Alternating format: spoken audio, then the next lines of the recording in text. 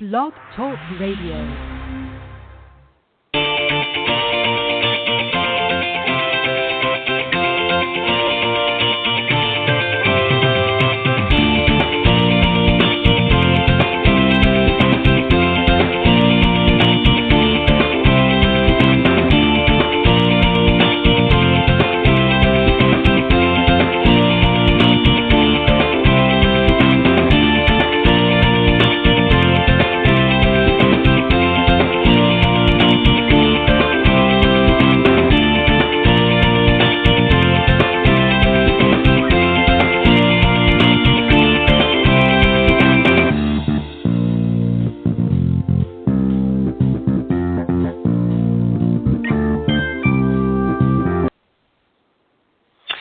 Good evening, everybody, and welcome to Golf Talk Live. I'm your host, Ted Odorico, and thank you for joining me again this evening, Thursday evening, July the 10th, here on blogtalkradio.com.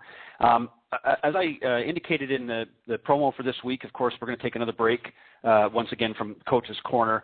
And simply the reason I'm doing this, guys, to be quite honest, is a lot of you out there, I know a lot of the teaching pros and coaches that I've been dealing with, I just have some very busy schedules during the summer months, so it's always hard sometimes to coordinate time and scheduling and that. So obviously, if I can't get a panel together in time for the program, I'm going to have to omit it. But I'll always find something to plug in here, and believe you me, I have no problem in talking for an hour by myself, as you'll find out tonight.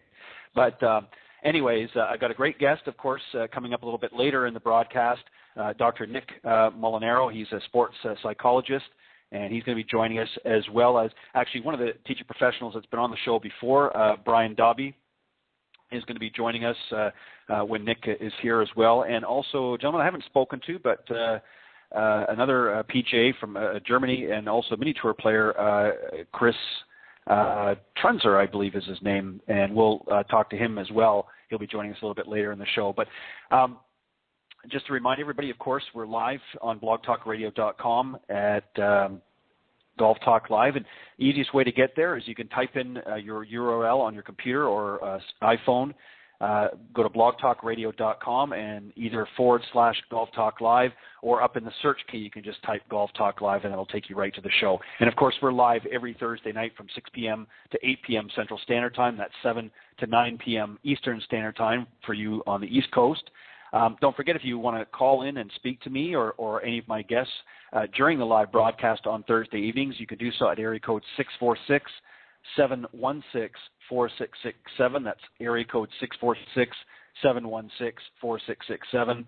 You can speak to, again, either myself or any of the guests that are on the program. If you want to call in, just say hello. That'd be great.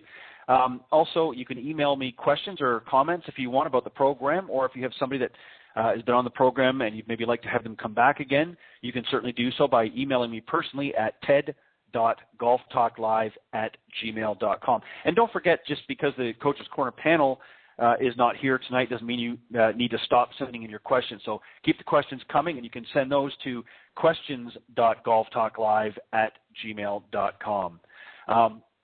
If you're wanting to get updates via social media, you can do so on Facebook. Visit the Golf Talk Live blog Facebook page, and make sure that you like us while you're there. And feel free to post any comments, or if you have questions about the program, you can certainly do so there. And that's at facebook.com/Golf Talk Live blog. Make sure that you have blog on the end of that. Also, you can follow me on Twitter. I appreciate all the new followers at Ted. My handle is Ted and Buck CEO. That's TEDANDBUCK, capital CEO. And also, don't forget to check out the Golf Talk Live website at www.golftalkliveblog.com. As I said, I'm going to be joined a little bit later on by sports psychologist Dr. Nick Molinaro. He's going to be coming on here. We're going to be talking about his role in helping some great athletes, and particularly, obviously, in golf. And he's a co-founder of the Vantage Sport Psychology Group, along with Dr. Chris Michaels.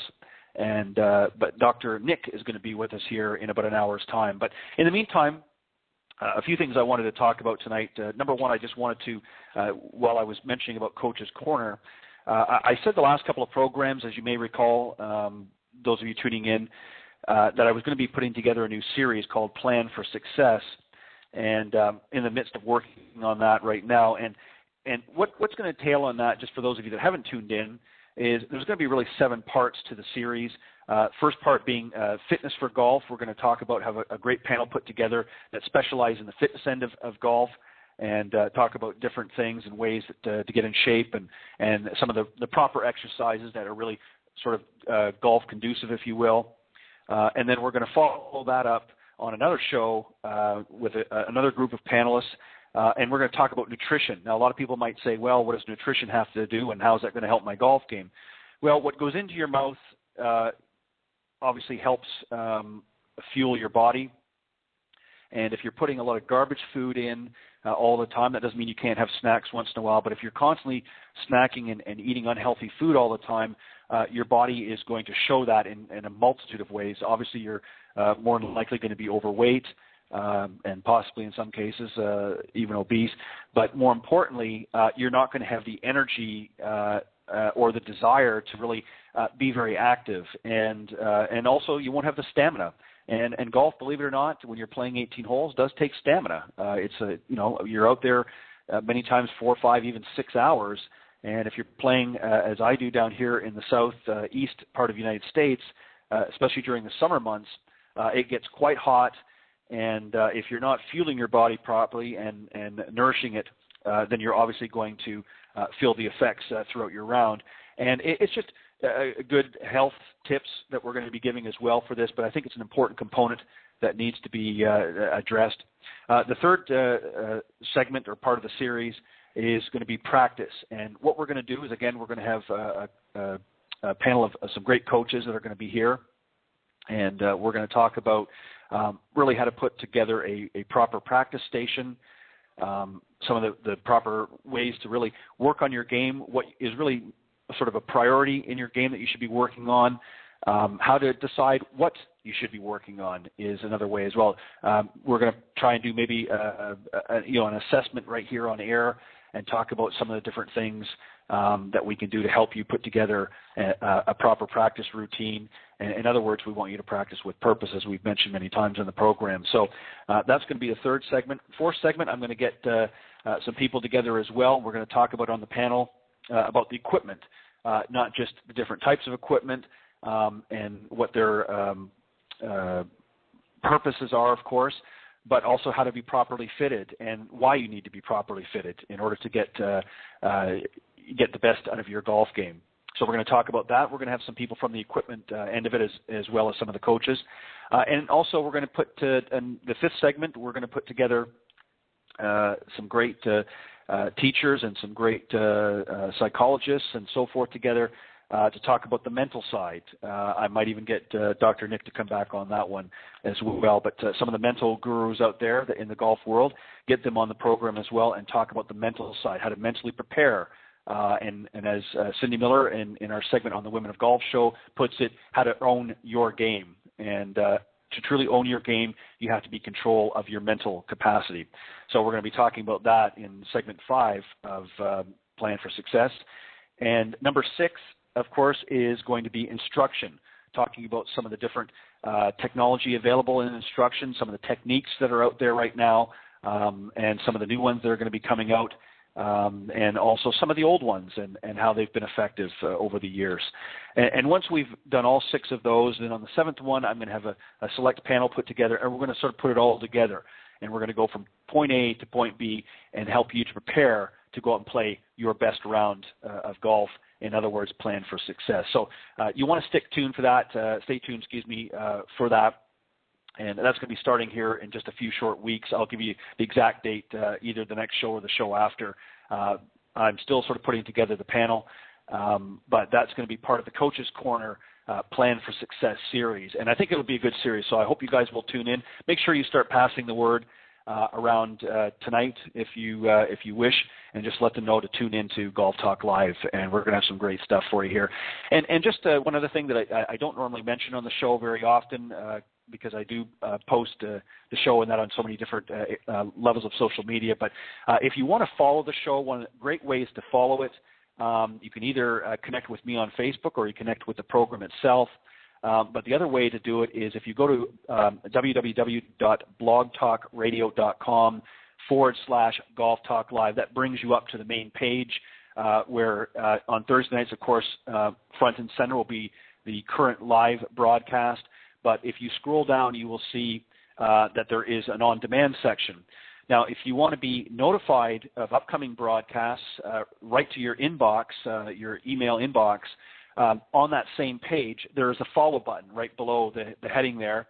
And if you click on follow, what that will do is that will actually send you an email notification each and every week, the day of the show. And I believe it actually will send it out, if I'm not mistaken. It might even send it out the day before. But it definitely will send you an email reminder of what's coming up and who's going to be on the show directly to your inbox, so make sure that you will not forget to tune into Golf Talk Live.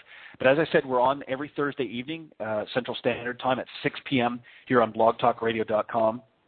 And I certainly enjoy doing this broadcast, and I hope that you enjoy tuning in. And by all means, please pass the word along. And we have some great listeners from all over the world that tune in each and every week.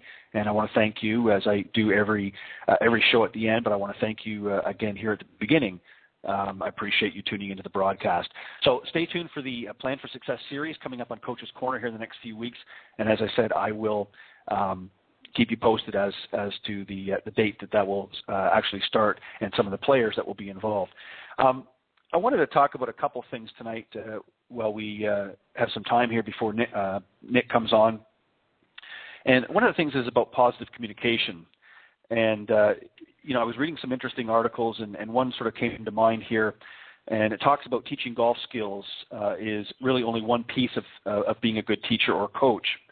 And as we all have, we spend a lot of time speaking with clients about their coaches and teachers and their impact on their clients' performances. And outside of golf, it's sad to say many athletes do not have positive experiences with teachers and coaches.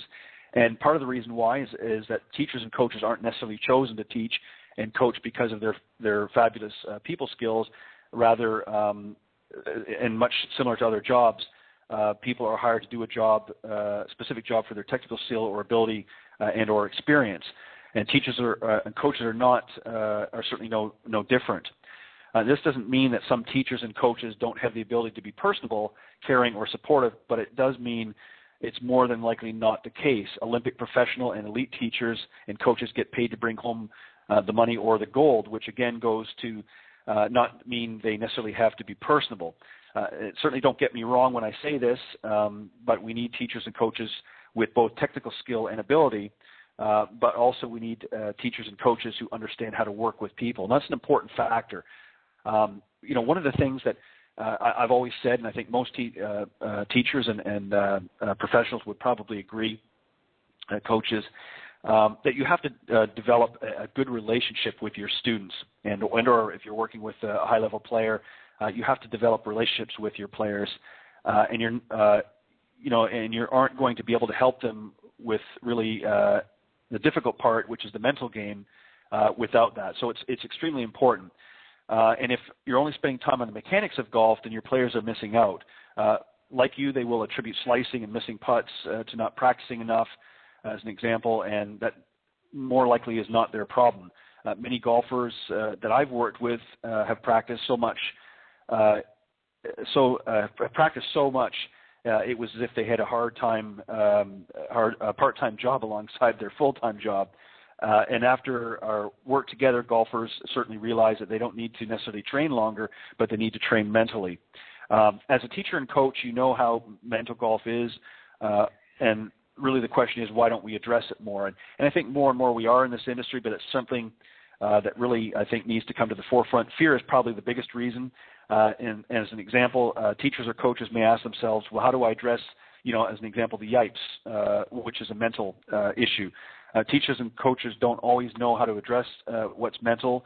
One of the best ways to address mental challenges with a player is to develop a coaching philosophy that includes being positive, certainly affirming, supportive, and communicative. And certainly don't pretend that mental challenges don't exist. Even if you don't exactly know how to help, having the ability to talk about it and refer your player to someone who can help is certainly huge.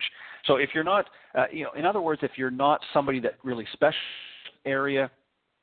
Maybe you're not a strong mental coach, let's say, as an example, then it might be in your best interest to find somebody who and work together on developing a better rounded player. So that's one of the things, that really, I think, needs to happen in the golf business. So what's one of the first steps as a teacher and coach? It's important to think about and develop your coaching philosophy. You may have never thought about this before, but your philosophy has a huge impact on a golfer's motivation, and particularly determines how a successful player, they will become in self-awareness. And you can do that by asking yourself some of the following questions. First one off the top of my head is, who am I? What do I want in life? Where am I going? What are my goals? Why do I teach? Why do I teach or coach? Am I teaching or coaching for the right reasons? Am I a good teacher or a coach? And be honest with your assessments. Really think about these questions.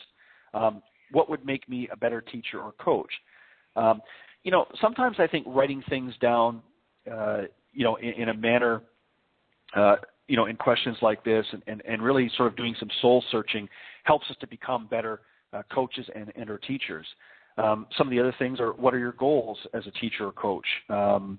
What is more important, winning or the student or athlete that you may be working with? Am I a command or cooperative teaching coach? And we'll talk about that here in just a moment. So, there's a lot of different questions that we as teacher professionals need to ask ourselves. And I think that, once we sort of do our own assessment, then we're going to be able to help our students that much better. And there's a lot of great teachers out there that are able to balance both the physical side of the game and the mental side of the game. And there's some that specialize in either or. And I, as I said a moment ago, what I would strongly urge those that maybe don't have a well-rounded package. In other words, you may be very proficient, in the physical side of golf, but maybe not so much in the mental side of golf. You may, or vice versa. You may want to consider, as I said, partnering up with somebody who shares your passion, but also shares some skills that maybe you don't have, and work together. There's no harm in working together. The more information that you absorb and learn, the better you're going to be able to articulate that and help your students. Your philosophy also helps determine what kind of a teacher and coach you will be. It is the foundation for who you are and what you value in your players, and also about what you value and about what you value in regards to teaching and coaching. Your philosophy helps determine whether you'll be a command or cooperative style teacher and coach. The command style of teaching and coaching uses the win first philosophy. These coaches favor extrinsic motivation. They feel responsible for directing, motivating, controlling, and persuading players, and they use rewards and or punishments as their way of dealing with their students. And punishment doesn't mean that they're going to take up their 9-iron and bonk them on the head, but they may impose additional drills and things in areas that the player may show a weakness in, as an example. Some reasons why command-style coaches coach in this manner are because they usually have low self-esteem, and they've played for a similar style coach, and they are low in empathy. Cooperative style teachers and coaches, on the other hand, have an athletic first philosophy. They favor intrinsic motivation and feel that motivation, potential for development, capacity for assuming responsibility, and the ability to work towards individual and team goals are present or can be developed. And that is the teachers and coaches' responsibility to help athletes develop these qualities through sport. Some reasons why cooperative style teachers and coaches operate in this manner are because they have high self-esteem. They've played for a similar style coach, and they have a high empathy.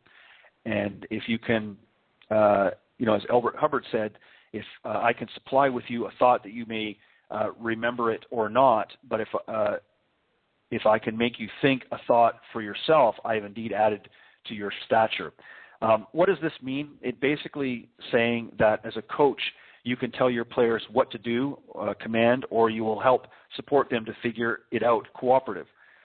Which coach do you want to be is what you need to ask. And at the core of your philosophy is your ability to communicate. The most important skill for teachers and coaches is the ability, to communicate effectively. Communication is what separates successful teachers and coaches from the less successful teachers and coaches. Communication skills should be aligned with your philosophy and is another important element in supporting an athlete's intrinsic motivation.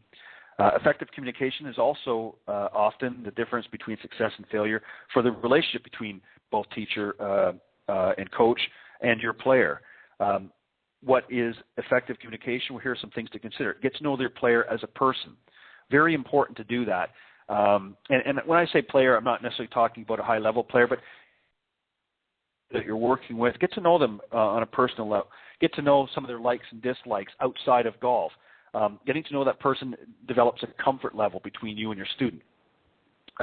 Check with your student to make sure they understand what it is you're saying. In other words, explain why you may or may not be doing something. Certainly express empathy. Be sensitive to your player or student's feelings. They're obviously maybe at the beginning stages of taking lessons, and you want to be able to help them work through some of the difficult processes that they may be challenged with. Communicate consistently according to your personality and training style. Learn to be emphatic by putting yourself in the shoes of the athlete. So in other words, be empathic. Use a positive communication approach, which includes asking open-ended questions, encouragement, support, and positive reinforcement. So there's a lot of good, things that we need to do as teachers. Good teaching and coaching is a combination of things. If you've played golf, as an example, all your life, or teaching or coaching the game probably comes pretty naturally. But the basics of being a good teacher and coach come from developing your philosophy and your ability to communicate. From there, you begin to realize the potential you have to make an impact on that player or student. Begin to understand how you can support your players more fully and help them figure out how to enhance their mental game. Every golfer has the potential for greatness, and you can help them certainly get there. So, some food for thought, for coaches and teaching professionals out there. A couple things. Just let me leave, a sort of a final thought here with communication. Obviously, we need to communicate as best we can with our students. And obviously some students we're going to communicate more effectively with than others. But we should always certainly give our best effort. But I think doing things in such a way that we learn to understand ourselves first and understand what it is we want, what do we want to get out of teaching or coaching. Obviously there's monetary factors involved, but it's not just a job. There a lot of people that get into this business, it's because they enjoy golf and they also feel that they have a certain way of our ability to help others and enjoy doing that. And that's certainly one of the reasons why I got into the teaching end of it.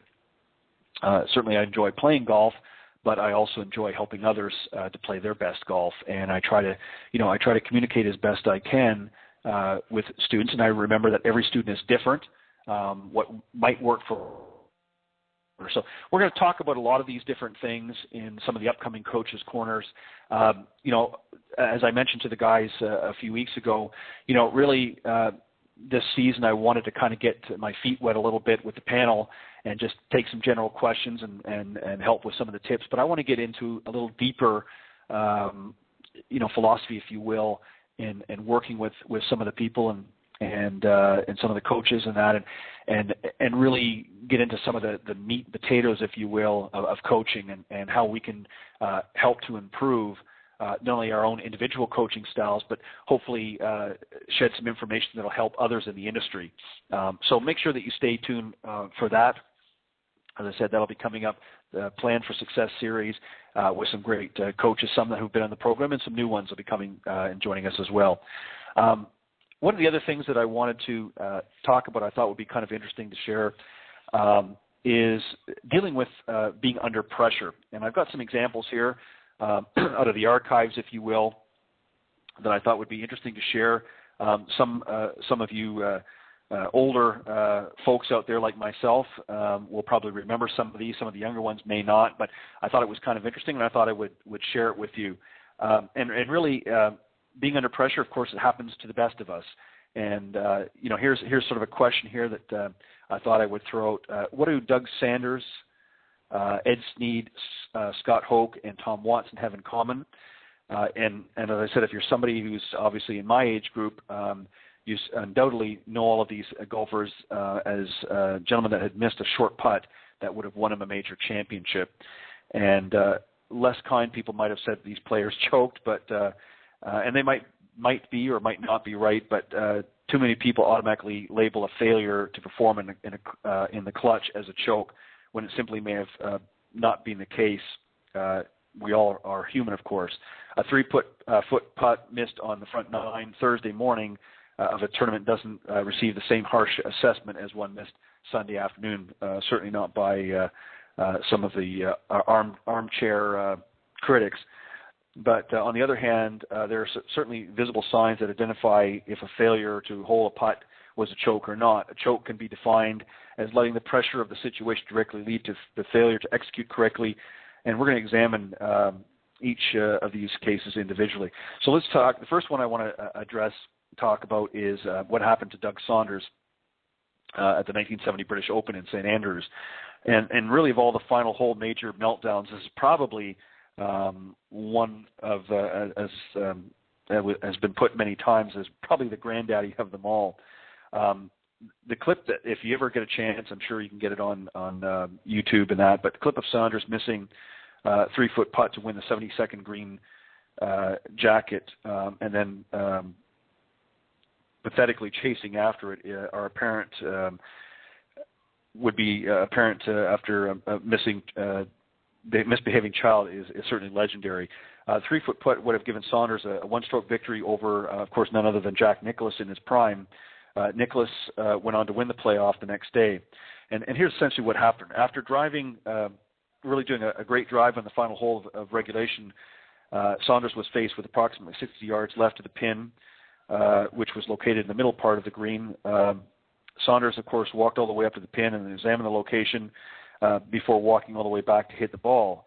He put his approach shot, past the pin, leaving himself a 40-foot putt. His putt from there stopped 3 feet short, leaving him with a left-to-right putt, which is probably one of the toughest kind for a right-hander to make, a lot of people believe. And if you watch the video of the sort of ill-fated putt, Saunders can be seen standing frozen over the ball for the longest time before finally reaching down with his left hand to pick something up in his line. He then immediately gets back into his putting stance and again freezes over for the longest time before pulling the trigger. Most who witnessed that particular event live knew that Saunders had no chance of making the putt. Undoubtedly, it's safe to say that the pressure did him in, and that's definitely a case, I think, where the pressure got the better of him. Now, it's Sneed, on the other hand, in the 1979 Masters at Augusta. He was, of course, a journeyman and probably one of the better journeymen at that time. He had 3 PGA Tour victories to his credit, and his swing was really considered to be one of the best on tour at that time. Entering the final round of the 79 Masters, Sneed held a 5-stroke lead over the rest of the field, struggled at times during the round, and halfway through his lead was down by 1. He recovered and held a 3-stroke lead with 3 holes to play. However, he bogeyed both the 15th and 17th, and on 18th he was left with a 6-foot putt to win.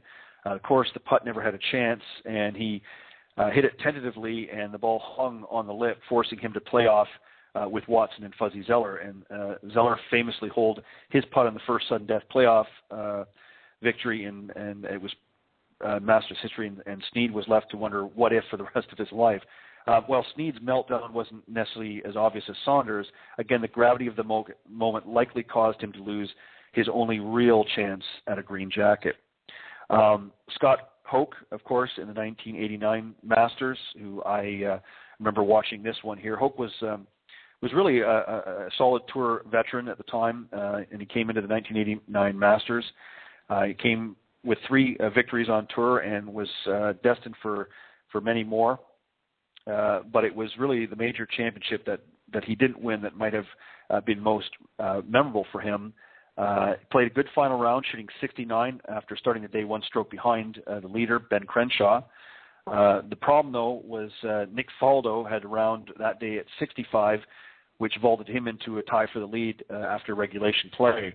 On the first hole of sudden death, which was the 10th, Hoke hit a brilliant approach to a little more than 2 feet. Faldo missed his birdie putt and was already in for par. At this point, Hoke stood over his putt to win, but pulled it left, really never touching the hole. What was remarkable is that he now had a 5-foot putt left to continue the playoff, which he made. Unfortunately for Hoke, Faldo birdied the next hole, and of course the green jacket went to Nick on hole number 11. It's easy to say that Hoke choked in the situation, but in reviewing, really the situation at the time from the Masters, one can see that Hoke looked perfectly comfortable over the ball. Ultimately, the putt was so bad, though, that it's hard to say that whether it was simply a mechanical error or whether he felt the pressure at the time. More recently, of course, Mr. Tom Watson in 2009 at the Open Championship in Turnberry could have really gone down as perhaps one of the greatest achievements in sports history. 59-year-old Tom Watson was the story at the 2009 British Open, leading or certainly near the lead for most of the tournament. In his younger days, Watson was known for being one of the best putters of all time, and at Turnberry, Watson was putting like the Watson of old. Coming into the 72nd hole, Watson had a stroke, lead over Stuart Sink, who had already finished. Par would have won the championship. Watson, of course, hit a great drive, splitting the fairway in true Watson style, and, of course, leaving him with an 8-iron approach on the par 4. Made great contact with the ball and was dead on line. However, one of the cruelest breaks in major championship history occurred. The ball landed just on the green, about 50 feet short of the pin. It was a great shot, except for one thing. The ball landed on a part of the green that was very firm and sloped away from Watson. Had the ball landed 2 yards further or shorter, or 2 yards left or right, he likely would have been left with within 2 putts inside 30 feet to win. What, of course, happened was the ball catapulted over the green into a tricky lie, and Watson putted the ball from off the green approximately 8 feet past the hole. His putt to win was nothing more than wishful thinking, and it was left short and right. And as an exhausted Watson had nothing left for the playoff, Sink ended up winning in that fashion. He certainly played great for, I'm referring to Watson, of course, played great for 71 of the holes and 3 strokes. The only time really the situation affected him was on the 8-footer really to win. So, again, really hard to say somebody with Watson's experience and stature, whether or not he necessarily choked or it was just a victim of circumstance. But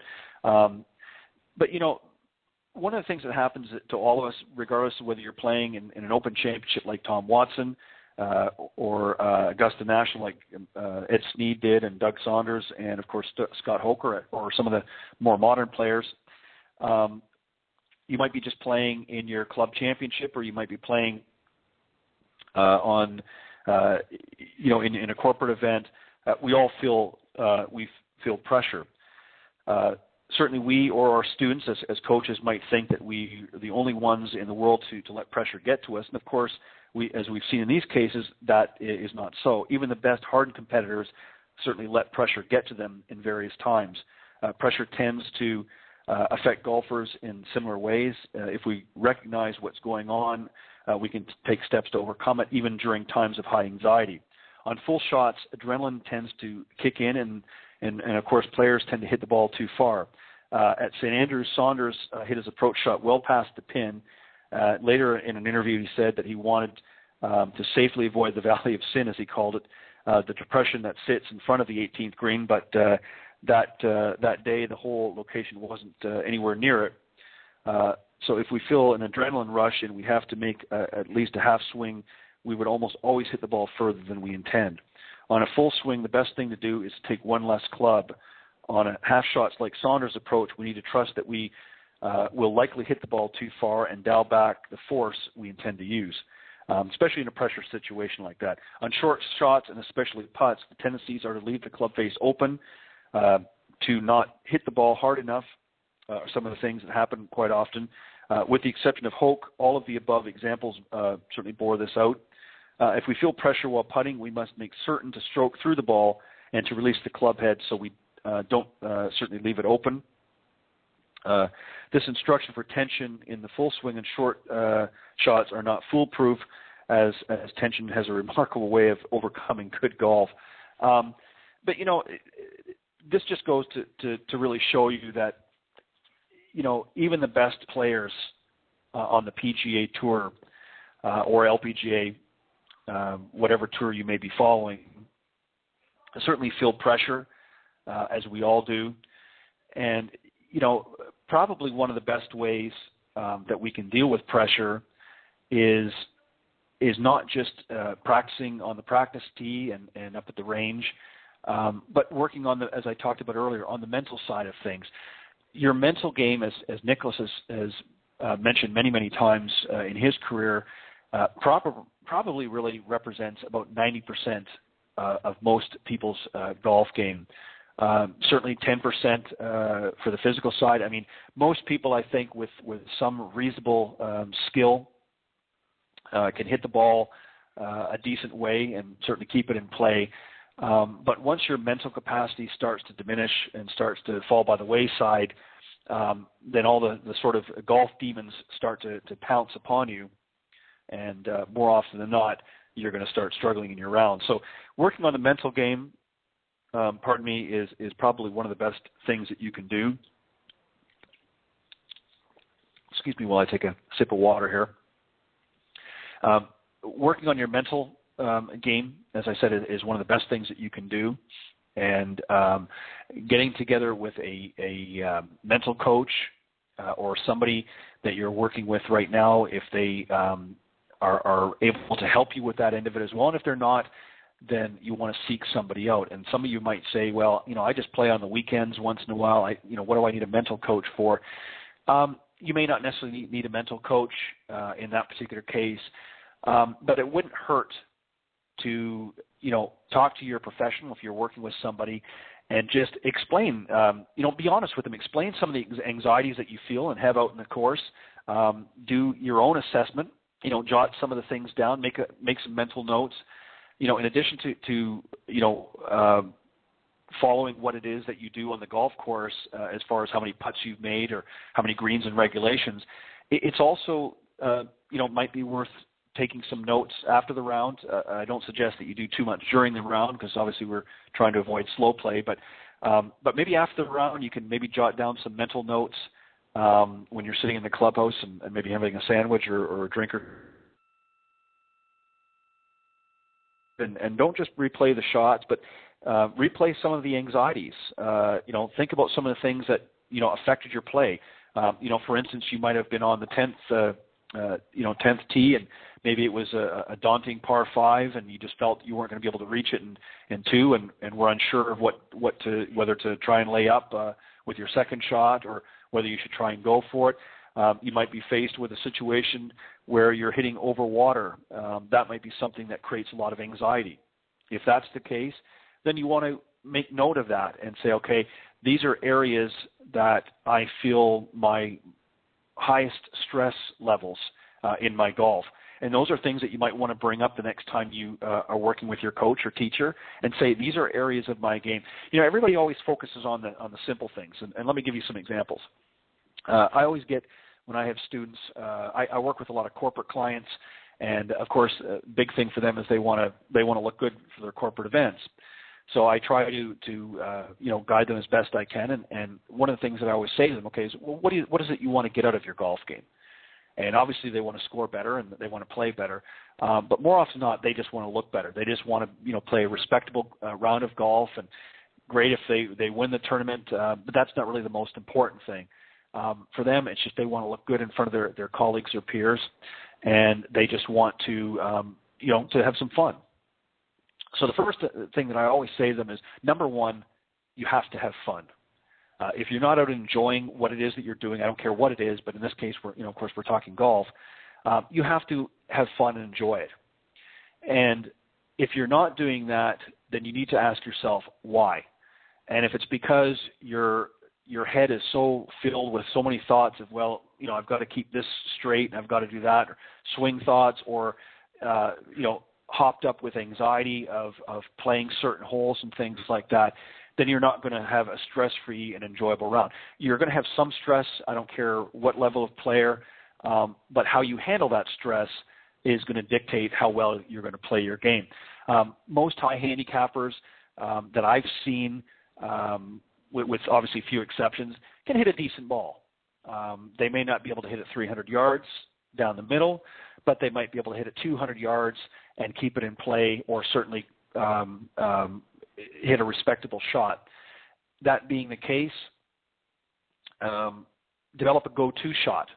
If you typically fade the ball, 5 or 10 yards, if that's your shot, or draw the ball, whichever the case may be, and I'm of course referring to right-handed golfers here, then you want to have that shot in your bag, and you want to refer to that anytime that you're in a stressful situation.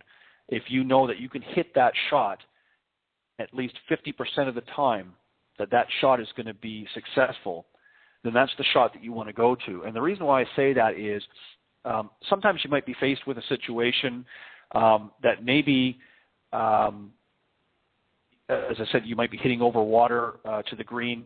There might be a pond or a small lake in front of the green, or part of the front, and the pin may be cut in such a way that you're going to have to carry some water. Maybe what you might want to consider doing is aiming a little bit left or towards the left side of the green, or even a little bit left of the green, and fade the ball back in. So in other words, aim, if depending on the shape of the hole, maybe the hole is such where the water doesn't cover completely in front of the green, aim a little bit left of the trouble. And, still keeping your target in mind, but aim a little bit left of your target and allow that natural fade that you've been able to play work for you. So that way you're hitting a shot that you're comfortable with, and that's going to help you reduce the anxiety. Don't try, one of the worst things that I've seen working with a lot of amateurs is they will try shots that they've seen, Tiger or Phil or Stewart sink, or some of these other tour players. Freddie Couples comes to mind. These are certainly very high caliber players. They have certain abilities. They're able to execute shots that most players can't execute without tons of practice and coaching and a lot of work on their game. So even they will, of course, struggle from time to time, but they have a certain comfort level knowing what shots they can play and when they can draw on those shots. So if you're not somebody at that level, you need to be realistic. And one of the ways that you can do that is have a go-to shot, number one. Make some mental notes, as I was suggesting here a moment ago, of some of the anxieties that you might be feeling when you're out on the course. And make a note and then review them. Review what holes caused you, especially if you're playing a course that you play, maybe you belong or you're a member somewhere and you're playing or playing a public course on a regular basis, you know the course quite well. Make a note of all the holes that give you the highest anxiety. It might be long par fives. It might be a difficult par four. Maybe it's even a par three. Make a note of those holes, break them down and say, okay, what is it about this hole that causes me the most anxiety? Is it hitting over water? Is it because the green's surrounded by bunkers and I'm not a good sand player? Is it just it's an awfully long hole? I'm not a very big hitter, so it's difficult for me to reach it in regulation, and I feel that a lot of times it taps me out, of my abilities. So once you establish that, then you can go back and you can examine each hole and say, okay, how can I play this hole differently that will reduce the amount of anxiety? As I mentioned here, let's say you have a par 5 that might be 540 yards, let's say, and you only hit the ball maybe 230 yards. Well, that's going to leave you with 310 yards. Well, even some of the top tour players are not going to try and go for it.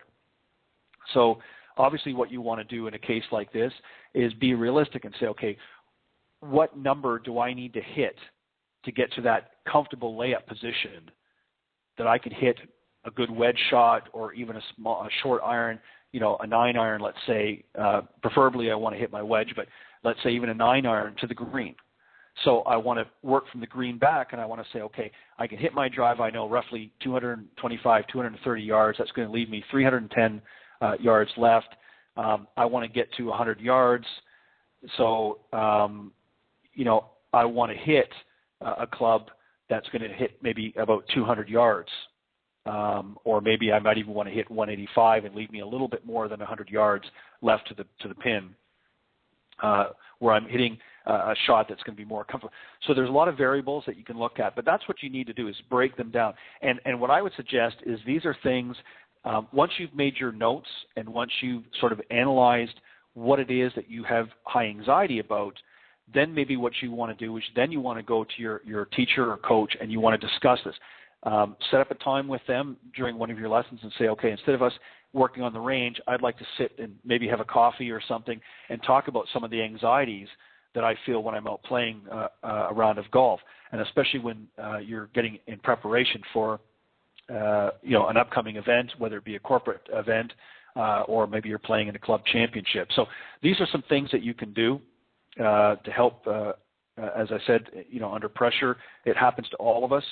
Even some of the most elite players feel pressure from time to time, so it's nothing to be ashamed of. But what you do need to do is you need to be truthful to yourself and honest with yourself and do an assessment and then discuss it.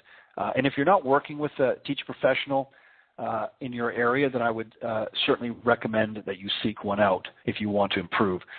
Even if you're just playing, every weekend or every other weekend, working with a teacher professional who has certain skills and abilities to help make you a better golfer and help explain some of the things that you're going to be dealing with out there will help you to enjoy the game that much more. And when you enjoy it, then you're going to have fun. And the more fun that you have, the more apt you are to want to go out and play again. I think one of the biggest things that's happening out there right now in golf, and has for a few years, and I'm being completely honest here, is I think that a lot of people are just not having fun anymore. It's become very complicated at times. Golf is certainly not an easy game. It has a unique set of challenges, unlike many other sports, but it also has some great rewards that are equal to, in fact, even greater than some of the daunting tasks. But you have to be smart when you're out seeking a teacher professional or coach, and don't be afraid of, as we've said many times before, interview 2 or 3. If you're not working with somebody now, depending on where you are, if you're in a large city or somewhere where there's many courses around, go to some of the different courses, call them up and talk to their pro, or go and meet with them and sit down and when they've got some time and just talk to them and just say, I'm interested in taking some lessons and kind of get a feel for them, see what they're about and see how you interact with them. Get to know them a little bit as well. It's not just about us getting to know you as teacher professionals, getting to know their students, but the students need to get to know their teacher professionals. What do they like? What don't they like? How do they handle pressure? When they're faced with a pressure situation, what do? What are some of the common, things that they do to help themselves through? And you'll find that everybody's the same. We all feel pressure and stress at times. But how you handle them is what the difference in making you a better player. And many of the coaches out there have been very well taught, not just in how to play the game of golf and how to hit the ball well, but many nowadays have gone further yet and taken some courses on, as I said earlier, the mental side of the game and how to handle these different situations and stress. And that's why you're seeing so many sports psychologists and things like that in the field, much like my guest coming up here shortly, Dr. Molinaro. And one of the things that we're going to talk about is how he helps some of his athletes and students, how he helps them handle the pressure. So when he comes out here in just a few moments, we'll talk to Dr. Nick and we'll ask him some of those questions. But those are some things that we all need to work on. We all need to to become a better player. And it doesn't really take a lot of time. And also it's going to help you in other areas of your life, not just in your golf game. If you can handle stress in other areas of your life, it'll help and transcend out to your golf game. Excuse me one moment. It's a little dry in here tonight, so my throat, you'll forgive me if I take a drink or two of water here and there. But the mental side of the game is really something that I think a lot of people, especially high handicappers, take for granted. I don't think they truly understand how important that is, and why they need to really focus on that.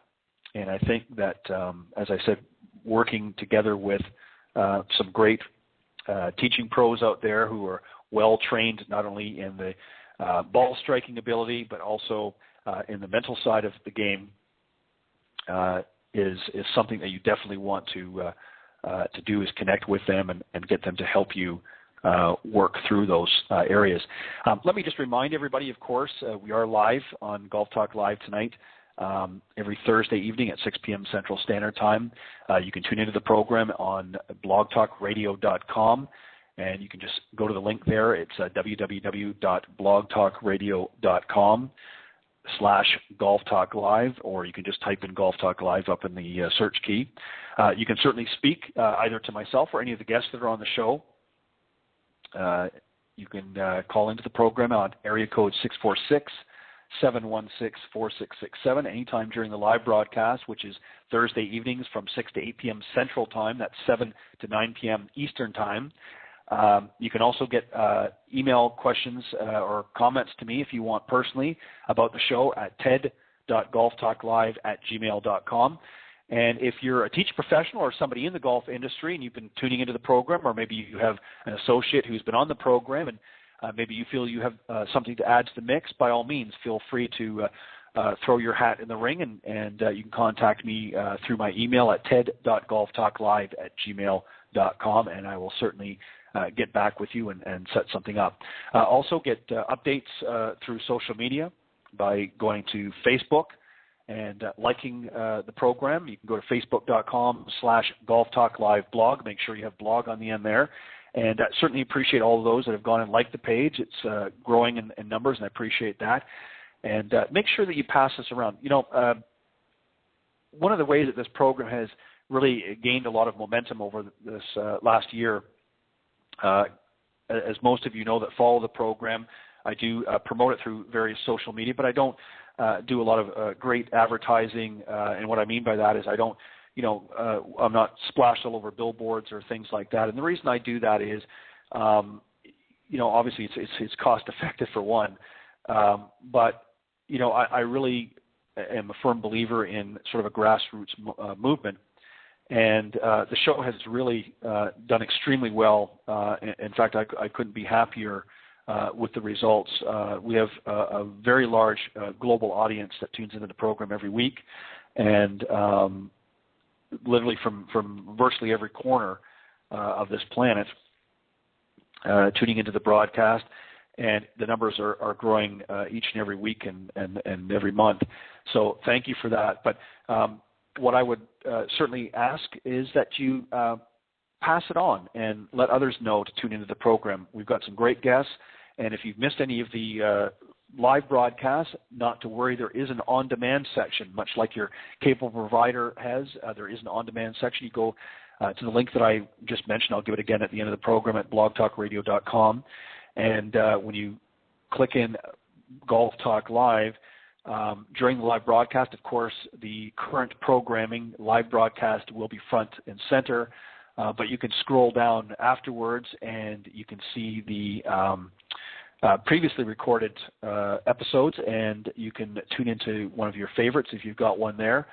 and you can listen to them, pass them around, share them, and say, hey, I was tuning into the program last week. They had some great tips in the Coach's Corner panel.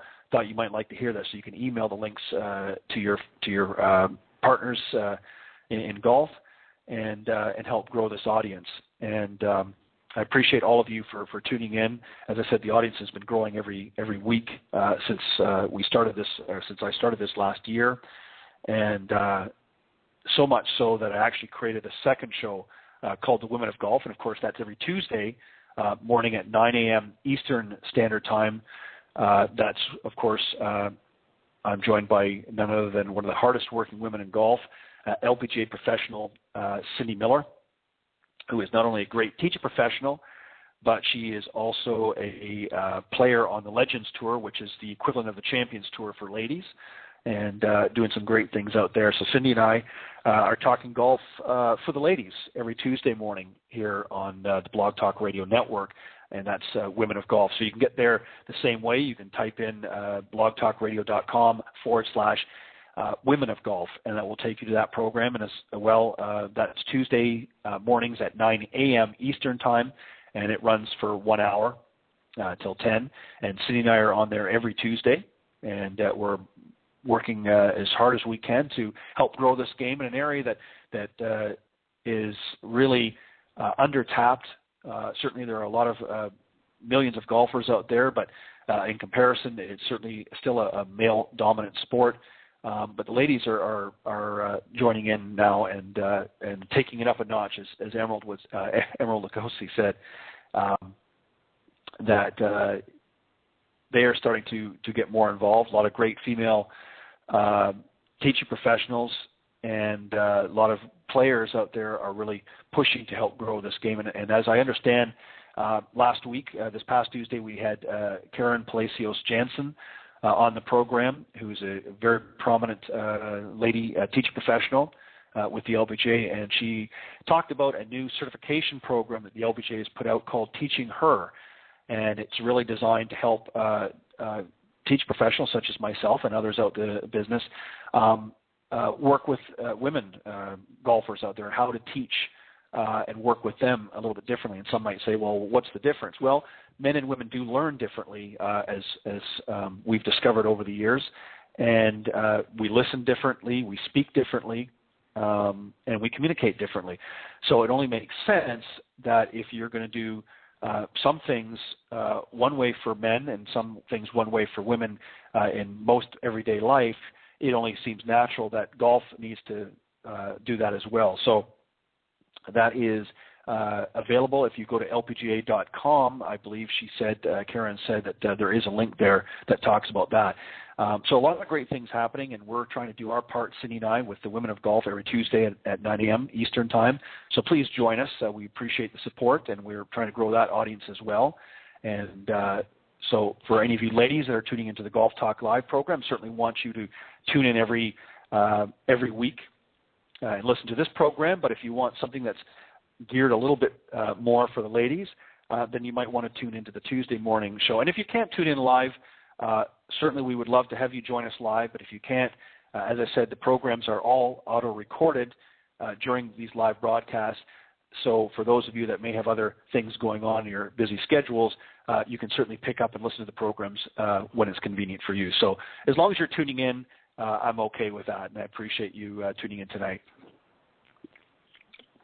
A quick sip of water here, excuse me, and we should, in a few moments here, be joined by my guest this evening, Dr. Nick Molinaro, and shortly after that, Brian Dobby will be joining us, and Chris Trunzer will also be joining us as well a little bit later on in the broadcast.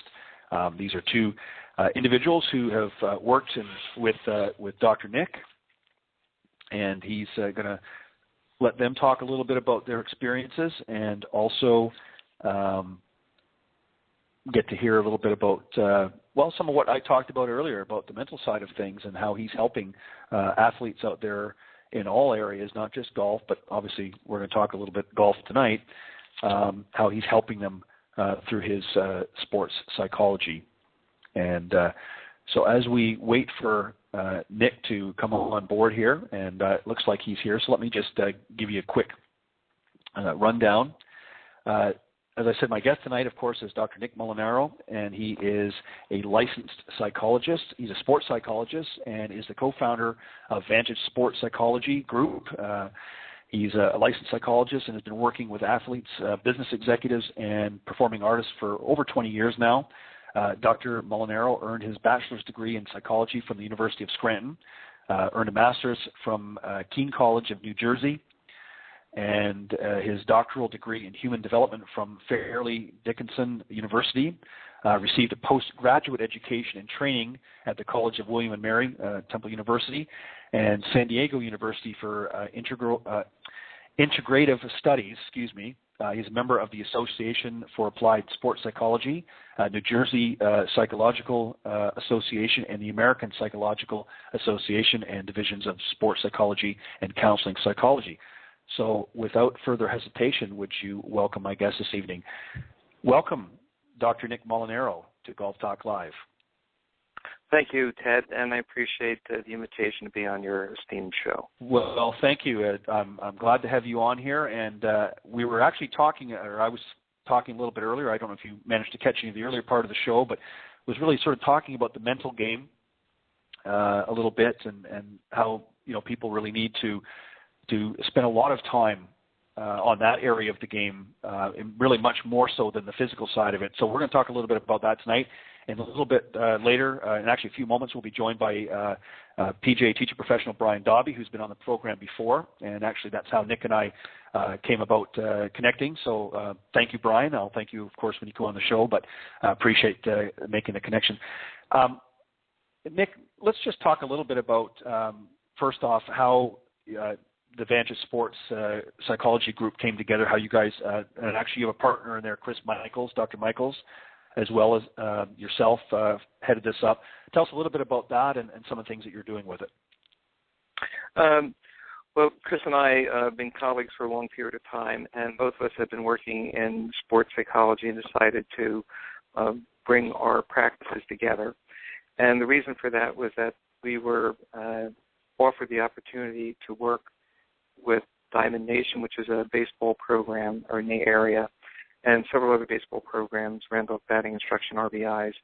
And then as the practice grew, and both of our interests grew in golf, we also consult with the David Glenn's Golf Academy, and currently I'm over at Fiddler's Elbow, which is, they have a golf academy that I'm also the sports psychologist, consulting sports psychologist with.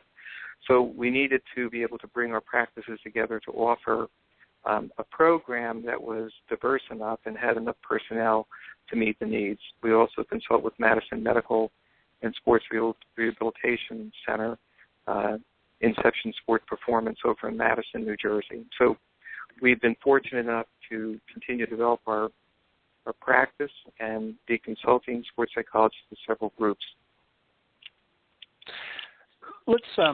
Let me just ask you an obvious question I think that most people would probably want to know is, in this day and age, obviously we've got a lot of top athletes in a variety of sports, but obviously here in golf, such as, Tigers comes to mind.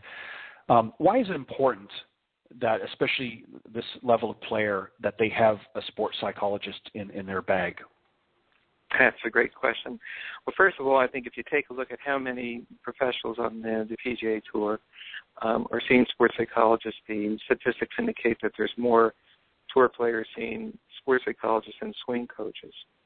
And if you take a look at the rigor of the sport and golf in comparison to some other sports, because it's a closed sport, which means that, you are the one who's kind of proactive in getting things started versus soccer, obviously the World Cup or basketball.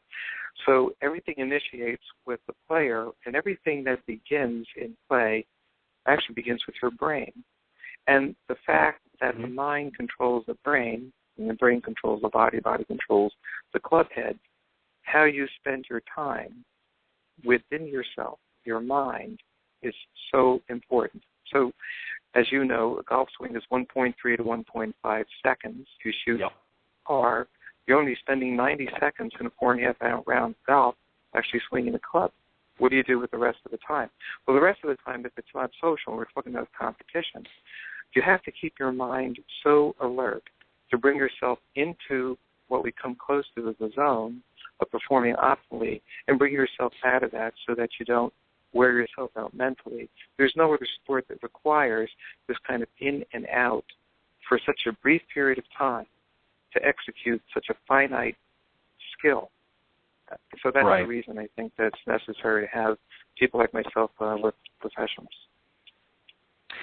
Now, obviously, taking it to a different area, with some of the amateur golfers out there, obviously they're not necessarily in a position or maybe necessarily have a need to have an ongoing relationship with a sports psychologist. But how could they benefit from, let's say, working with somebody such as yourself?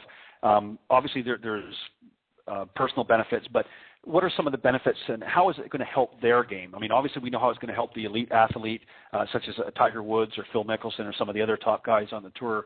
But how could working with somebody such as yourself, how is it going to help, Joe Smith, who's maybe just playing in some corporate events, a few corporate events a year, and maybe plays every weekend with his buddies? How can you help somebody like him? Well, let's take a look at actually what this whole performance program is about. We're not only working with what's happening on the course, we're working with what's happening off the course. So every moment of every day you're making decisions, and those decisions are either conscious or subconscious. And how you make those decisions is really based upon where you place your attention. So are you placing your attention in the right place? So let's take a look at a student. Is he placing his attention in the right place for his studies? Is he placing his attention in the right place to manage emotions?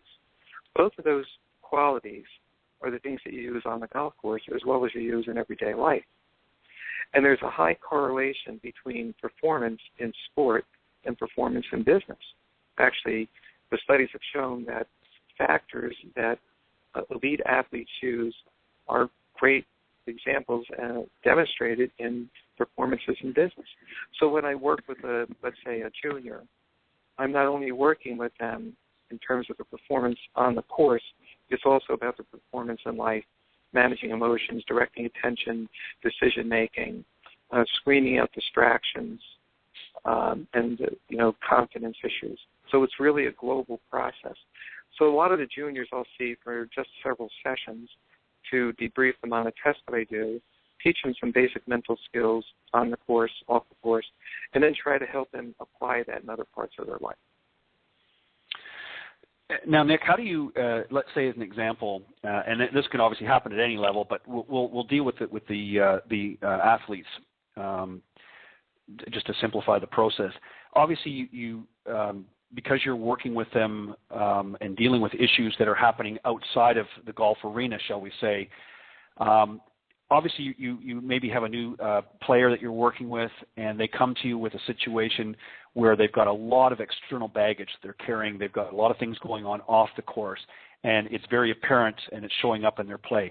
How do you sort of address that with them, and how do you sort of help them to keep things in focus and sort of remove some of these distractions while they're playing? How do you work through that process with them? Well, first of all, we try to make what's called a kind of a differential diagnosis. So when we look at our work, in sport and performance psychology, we're teaching them how to do those kinds of performances in the sport, on the field. When we get to issues that might be influencing them off the course, then sometimes those individuals might need therapy, and that becomes a different process, and that can be done with with another professional. So we try to differentiate between the attention that we're helping them with in terms of their performance and other issues that might be off the course. Now, stress is a very significant factor, and so a lot of players will also be seeing someone to help them manage, whether it's a marital issue or, a anxiety or depression. I have athletes that have conditions that are like that, or even attention deficit disorders. Some players have to be on medication for any of those conditions. So that's the way we do. We try to differentially diagnose where our attention is in terms of performance and then other issues that might be separate from that might be a clinical basis to them. Exactly, and well said. Now, you obviously do some work. You've worked with not just those playing golf, but you also work with some of those in the teaching end of it, maybe to help them become better coaches and teachers. And one gentleman I can think of is, of course, Mr. Brian Dobby. So why don't we bring Brian on? I see he is here in the queue, and Great. I'll bring him on, and we'll talk to him as well. Great. Good evening, Brian, and welcome to Golf Talk Live. Hey, Ted, how you doing? Thanks for having me back. Not too bad. Of course, those of you maybe just tuning into the program, of course, joining Dr. Nick Molinaro and myself this evening is none other than PGA teacher professional Mr. Brian Dobby, who's been on the show a few times as a guest and also on the Coaches Corner panel. So, Brian, thank you for coming on. And we were just talking a little bit. We just sort of got into the conversation here, Nick and I, and one of the questions I was just about to ask him, we talked about how he is helping some of the players, but how has he helped you? And explain a little bit your relationship with Nick. Sure, Ted. Well, first off, Doc, how are you? Thanks for being on the show, and thanks for having me as a guest. Thanks for the connection. Yep. Thank you, Doc. I met Dr. Nick about 5 years ago now, Doc, I guess, and we hit it off, and Doc offered to show me what he was doing, and I got very interested because at the time I was struggling with my game a little bit, and I've always been intrigued and curious about the mental side. So we sat down, and Dr. Nick ran me through his diagnostic testing, and we found a couple areas that I needed some work in, and we addressed those, and he gave me some great tips and programs how to address those, and I started working on that, and gradually each year I started to perform better under pressure. And right. Last year I really had a fine year, and I owe it all to him because before I met Doc, it just wasn't clicking for me. Brian, you're selling yourself short there, Brian. The benefits that you get from me are because of the kind of hard work that you put into it. So, it's easier for me to do the teaching, and it's always really dependent upon the players, taking it. And you've obviously been a great student. Now, Brian, let me ask you. Yeah, Brian, let me ask you a question. Obviously, the physical benefits of being able to play better are one, but how has what you've learned from Dr. Nick helped you in your teaching side as well? How have you been able to sort of move that and gravitate it into your teaching as well? Well, I've used some of his techniques with some of my students, trying to get an idea of how they're thinking or what they're thinking about on the course, and trying to find situations that they might be uncomfortable with, hitting certain shots or playing in tournaments or whatever. And I've tried to apply some of the same techniques to their routines, and it works. If we can target one area and get somebody to focus a little bit better or imagine the shot a little bit better instead of thinking about water or out of bounds or whatever, it's going to help in the long run, and it's helped. So I try to just interview my students a little bit and try to find where they might be struggling and try to address those needs. Right. Do you think, and this is really for both of you, and Nick, I'll let you go first. I mentioned a few moments ago about a lot of outside distractions that a player may be faced with, and you very eloquently explained some of the process of breaking it down. But when you've got a situation where it's very evident that there are outside elements affecting somebody's game, and we won't get into too many specifics because there could be a myriad of situations. What are things, once you've sort of diagnosed and found out what the problems are, how do you then get the students to sort of say, okay, we're going to deal with X, Y, and Z over here, but we're going to be able to do this over here to help you go out and play better and work with these separately? How do you separate the two, in other words? That's an excellent question. Well, the methodology that both myself and my partner, Dr. Chris Michaels, use is a system that helps players differentiate between internal and external distractions, and training them how to attend in the moment. And again, it's for brief periods of time. Certainly stress accumulates and can influence performance, but when you look at high-level performers, and the test that we give, by the way, is also given to the Navy SEALs, as well as it's given to professional and junior athletes, as well as Fortune 500, CEOs. Right. Pressure.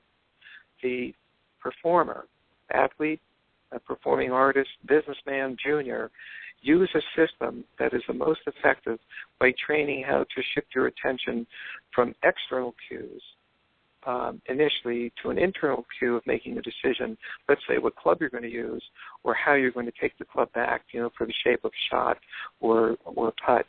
To shift that attention, that's where we spend most of our time. Now, at any moment in time, you can actually teach your brain by using your mind to redirect their attention. And that's how we do this. So when I was talking about kind of parceling off whether it's a clinical issue and just kind of leaving that over here, we can train athletes and business people, juniors, to redirect their attention. And that's basically what our focus is. We try to teach them how to make that attention shift. Brian, let me ask you just a little bit different way of putting this. You obviously have students that maybe you're working with and trying to get them to focus, to be in the moment during a round. For instance, they're standing over a shot. You're preparing them how to mentally get ready for that shot. But do you also then prepare them when they're out of that element to think differently? In other words, you can't always, for 18 holes, for 4 or 5 hours, constantly be so focused on the shots that you, in layman's term, forget to smell the flowers. So you have to sort of be able to get yourself in and out of the zone. How do you help your students with that? Well, I think trying to get them into the process of the shot is where it begins. And most amateurs play golf in the future and the past. And Dr. Nick really helped me with this, trying to get into the moment, get into your pre-shot routine and just hit the shot. So for that 20 seconds, that's all you need to focus on. Execute the shot, and then if it doesn't come out the way you wanted it, do a little post-shot routine, trying to imagine the shot again in a positive way, and then just let it go, and then talk about something else, change the subject, and then get down to your next shot, and then restart your pre-shot routine. So basically, what Dr. Nick helped me with the most was letting go of the round a little bit and to save energy mentally. So as the round progressed, I would actually gain energy because I was not burning myself out, trying to focus for 4 hours, because you can't do that. So with our students, it's just, for 10, 20 seconds, get into the shot, hit it, and then let it go, and then just do that again. Right. And the way that gets done, Ted, I'm sorry. Yep, go ahead. And the way that gets done, and Brian addressed briefly the pre-shot routine. The pre-shot routine is diagnostic, that it tells us when the player is ready to hit. So when we talk about these distractions that are external or internal, if the player follows the pre-shot that we develop, we know that when they're over the ball, their attention is what's called externally focused, that there's one very specific thing that they have to focus on. And so I'll use different techniques depending upon the player. Notices when you're ready to hit. So a player who is a scratch golfer or pro, they need a pre-shot for every routine. Well, they need a pre-shot for every routine because they can't tell which of the 3 to 5 shots around that they're going to have difficulty with. They carry themselves with them through every shot. So how do you know when you're ready? And that's what the pre-shot does. It diagnoses when you're ready to pull the trigger. And one of the biggest problems that I see with most players, and again, I'm sort of going back to the amateur players now. I mean, the professionals are on a different level, but a lot of the amateur players, and this is really what I was getting to, they seem to have a problem of knowing when to focus and when not to focus. In other words, they get it's like once the gates open and they're out there playing, they're so focused on what they're doing that more often than not they're doing themselves more harm than good. So what are some suggestions for, say, some of our high handicappers out there that might be tuning in tonight that they can do in order to enjoy the round a little bit more, but be focused and attentive when they need to during the round? So is there, obviously pre-shot routine is a good thing, but what are some things that you make suggestions for them during their round to help them maybe not be too serious all the time? What are some things that you help to do with that? Nick, I'll let you go first. Okay, so let's say the shot is completed, and whether it's a good shot or not is less the issue. And one of the things we have to do is teach individuals to manage their emotions and their attention when they're not swinging the club. So I think that's really what you're asking. So one way Sure. to do this is to make sure that your body is relaxed, and so simply put, being in the moment, kind of protect fairway, feel your feet, get a sense of the heaviness of your feet, get a sense of as you go from the rough into the fairway onto the green, get a sense of awareness of that. And I use this technique, which I describe as kind of erasing an emotional reaction. So kind of look at something off into the distance. You can look at the flag, and without moving your eyes, try to become aware of what's to the right of the pin and what's to the left of the pin. Now, as you're doing that and you're focused on that, you're kind of erasing the left side of the brain where there's a lot of thoughts, and you're bringing yourself into the moment of what you're paying attention to. You do the same thing looking at a tree or some other aspect of the environment. And what this does is bring you into the moment and takes you away from any of those other thoughts. We give a very specific breathing technique, which is also helpful in getting the mind and body to work in unison. So those are some simple examples of how we try to bring a player out of the attention that's necessary to perform the task and clear their mind at least for another. And Brian, let me ask you, separate from the teaching aspect, obviously we're talking about the playing. Brian, what are some things that you've done as a result of working with Dr. Nick that have helped you to make more effective decisions on the course? What are some things that you're doing? Well, Dr. Nick and I worked on with my program to, actually start to slow down myself as I would get to my ball and it was my turn to hit. So I would find myself actually speeding up under stressful situations. So we practiced slowing down, focusing on my breathing, and kind of putting myself into slow motion. And I found that very effective. So it would give me a chance to get back into the moment, focus on my breathing, which is a very present, specific thing right there if you focus on your breath. And then it would slow down my whole routine, and then I'd have a chance to just visualize my shot, get into my routine, and then pull the trigger and go. So that was one technique that worked tremendous for me. As Dr. Nick was talking about, there's certain shots during the round that are more stressful than others, and I learned to recognize that, and that's when I would actually, start walking slower. There's no hurry here. Get into your routine, and just bringing myself back into a comfortable state to execute my shot. Right. Now, Nick, how do you? One of the things that I wanted to ask you, and we'll use Brian here as our guinea pig. How did you sort of balance out? Everybody sort of has their own natural rhythm, and I'll give you an example. Looking at some of the players, say comparable to Freddie Couples compared to a Nick Price. Nick was a very quick player, very quick in his actions. Freddie is a very slow, methodical. How do you, without changing somebody's natural rhythm, how are you able to accomplish what it is that you did with Brian without changing their whole makeup? That's a great question. All right, so what we found out, and Brian, I actually have your scores up here so I can refer to them in a really critical way. Brian had a tendency that under pressure that he would speed up his decision-making. So it's not necessarily even walking down the course we're playing quickly. Mm-hmm. What we're looking at is the rhythm of decision-making and making it very consistent. Under pressure, what Brian would do is that he would move to the ball before he actually made the most effective decision.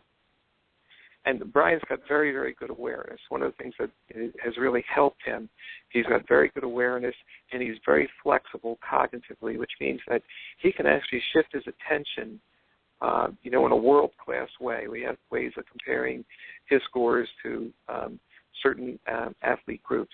And so we would put Brian in a world-class category of being able to shift his attention effectively. Now, under pressure, he would shift his attention prematurely.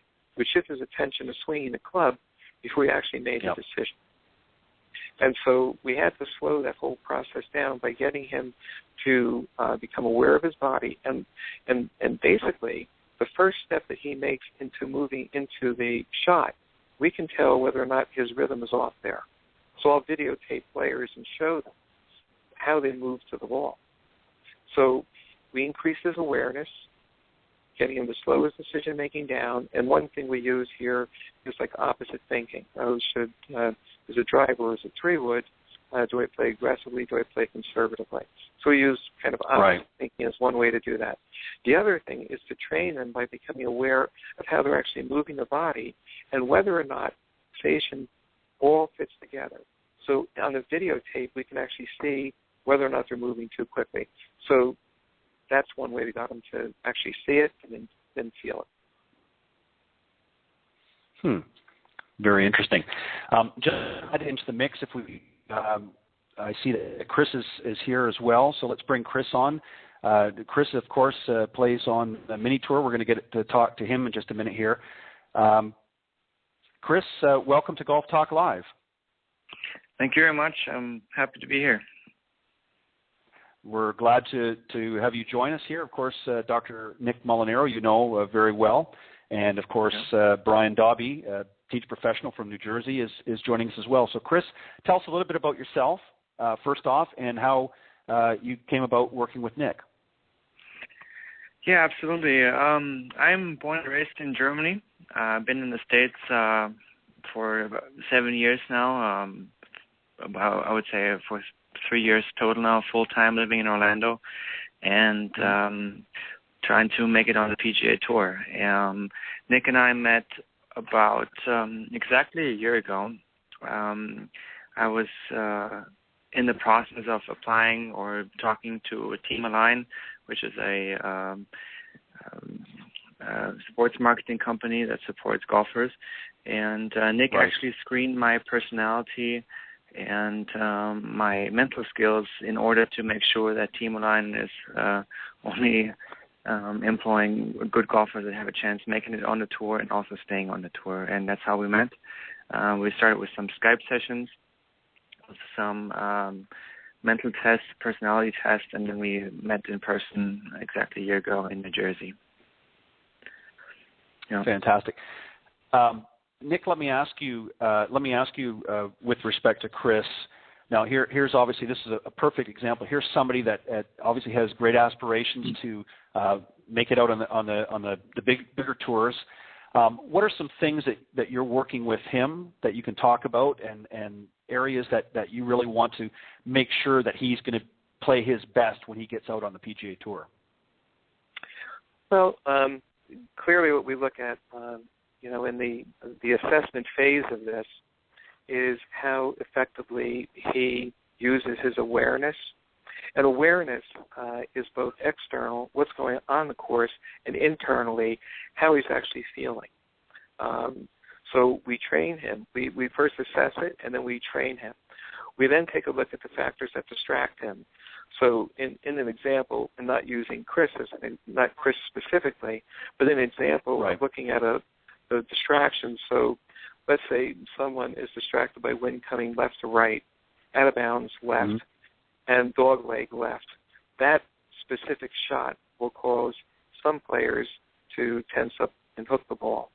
So part of what we do with Chris then is look at some of the factors that may influence his performance by what are the significant distractors in his game, externally and internally. And then as we identify them, then we actually train him how to use it very effectively. And Chris, by the way, is not very externally distracted. He has a very good reign over things that are going on during his performance, so he doesn't get distracted by scores very much like a lot of other players do. Right. We also work with him on how to shift his attention appropriately and to look at his what's called cognitive flexibility. And Chris has great cognitive flexibility, and I would, again, put that in the kind of a world-class way. And we also look at how he manages emotions. So those would be some of the things that we pay attention to. Now, Chris, obviously every player has areas of their game, that they want to work on and improve on. The physical game, obviously, to play at the level that you do, I think you're obviously have most of. Every player wants to tweak things a little bit here and there, but when you start playing competitive golf on whether it be a mini tour or on the PGA Tour, you've certainly aspired at a level that's unlike most amateur golfers. So the mental game becomes more and more important. What are some areas that you feel are your least effective right now that you're working on? And what are some of your, in other words, what are some of your strengths and what are some of your weaknesses, on the mental side? Yeah. I think that I have a very good mental game, a very strong mental game. I have a more holistic approach to the success or making it to the PGA Tour, and I sometimes dig very deep in my soul. So for me, it's more like the question of the inherent self-belief. If I belong to the PGA Tour, if I'm comfortable on the PGA Tour with the way of living with the other guys, right? And because I've proven before that when the heat is on, I switch on all my mental skills, and I did it very first. I can win a tournament wire to wire. I've done it before, and I can pull it off. But to make it to the PGA Tour, it's a whole nother level of a mental skill. When we take Tiger Woods, for example, he never had a doubt in his mind that he was going to be the number one player in the world. It's just the way he was raised, and I was raised different. And I might be a little bit more of a gentleman, and some guys out there are more people who would do anything, sometimes even unfair things to make it on the PGA Tour. And that's a different type of character. And so I'm working more on a deeper level of my game. I know that I can win tournaments. I can hold pressure pots. I have my mental skill sets. Dr. Nick taught me all of them, and I had most of them already. He basically, I think, just fine-tuned me and helped me access those skills under pressure or when I needed to. But for me, it's definitely more a deep thing in my soul that I just have to get over with. And some people say it comes with age. I'm 30 years old now, and most guys make it to the PGA Tour the first time when they're 32. So that's basically what I'm working on. I just want to wake up every morning and feel that I'm a PGA Tour player and not have one single doubt in my mind, even if I play a mediocre round or something like that. So that's what I'm working on. Fantastic. Nick, let me ask you, how are you, because obviously when you're playing at that level, there's going to be more often than not, there's going to be disappointments out there on the tour. You're not going to win every tournament. What are some skills and what are some things that you're doing to help him handle the pressure of disappointment? Because there are going to be disappointments out there. Chris mentioned briefly inherent self-belief, and so what Chris and I have worked on is more kind of an Eastern perspective of the understanding of self. So this becomes a little bit more philosophical and existential, but it's a really important piece. So if you take a look at confidence, in a lot of Western athletes, it's based upon competencies, things that they've done. Right. Now, if you haven't made the last shot, if you haven't made the last cut, if you use a competency-based model for your confidence, then you're going to find it going up and down. And that's what happens with a lot of players. So a player who is going to have a stick-to-itiveness, and that's what I'm trying to assess and trying to predict which players are going to do this and how we're going to get them to that, we're looking to help a player develop what's called inherent self-belief, which means that it's not based upon just what you're doing. It's based upon the potentials that you have and you can bring to the course every time. And you know that you can't play golf based upon your last shot. So what Chris has been working on as a way to manage any of those disappointments is to know that he lets that go and he looks inside at a much deeper level about the potential that he has at a very high level. And if you look at Chris's resume, you'll see that he's done remarkably well in many tournaments. And that's what Chris is working on. So the best thing I can say, and for any of the listeners out there, is if you're making a judgment about how well you feel after your last shot, you're going to have a hard time being able to play very competitive golf. But emotions, in competition, although influence us, they're overrated. And what I mean by that is if you pay more attention to how you feel about your shot versus paying attention to the shot itself, you won't be able to develop the skill sets that's necessary to perform consistently, because there's always going to be disappointing shots. Golf is not a perfect game. So even when I titled this that golf is not a game of confidence only, and what we try to do is pay attention more to decision-making. If you decide to pay attention to how you're going to bring the club through the ball versus how you feel about how you're going to bring the club through the ball, there's a major difference. And inherent self-belief is the kind of glue that kind of keeps things going with consistency, allowing you to let go of those shots and knowing that the potential continues to exist within you. I have a pretty good example for that, Nick.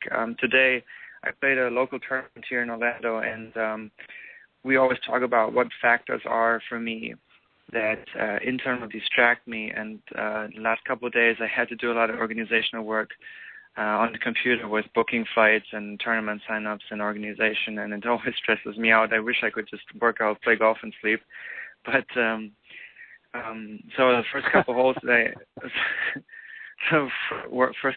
I couldn't make my decisions in a way that I wanted to.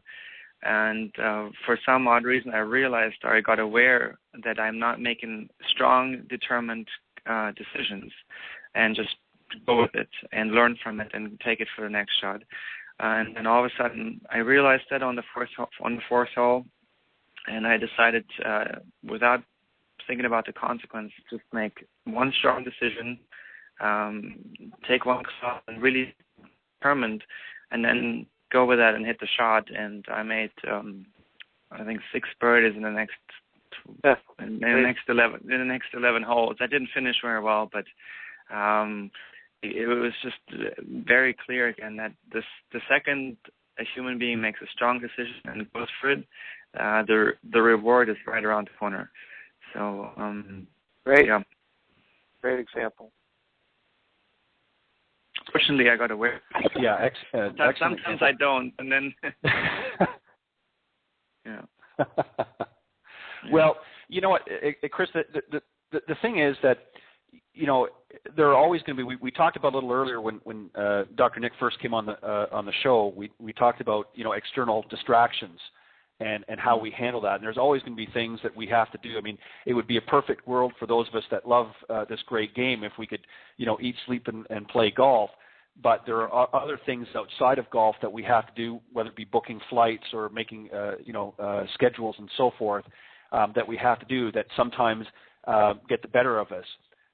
But obviously those that are able to manage those outside distractions the best are the ones that are going to do, I think, well when they're playing. So keeping that theme, what are some of the things that you do when it comes to emotional recovery after a shot? If you've made a bad shot, let's say, or even if you've made a good shot, how do you handle them? Is there a difference between them, and what do you do after making each shot? Yeah, I think a good cue for that would be to look at each shot as a preparation for the next shot. When some of my friends or some of my colleagues that might just be a pro for a year or two, they sometimes ask me, or they ask older players for advice. And I see a lot of guys, also amateurs, if their round doesn't go very well, after 14, 15 holes, they just keep finishing the golf round without any purpose. I started playing consistent golf, and I started to play good tournaments after good tournament when I realized that even if the tournament is already over, maybe I missed the cut already because I had no chance making 5 birdies in the last 3 holes to make the cut. But if I kept doing my routine, if I kept making good decisions, maybe all of a sudden something clicked again and I was able to transport it to the next tournament. And that goes also from shot to shot. So when I have a shot and it doesn't go very well and goes in the woods or in the trees or somewhere, I take that feeling, I save it somehow, and from there I try to improve.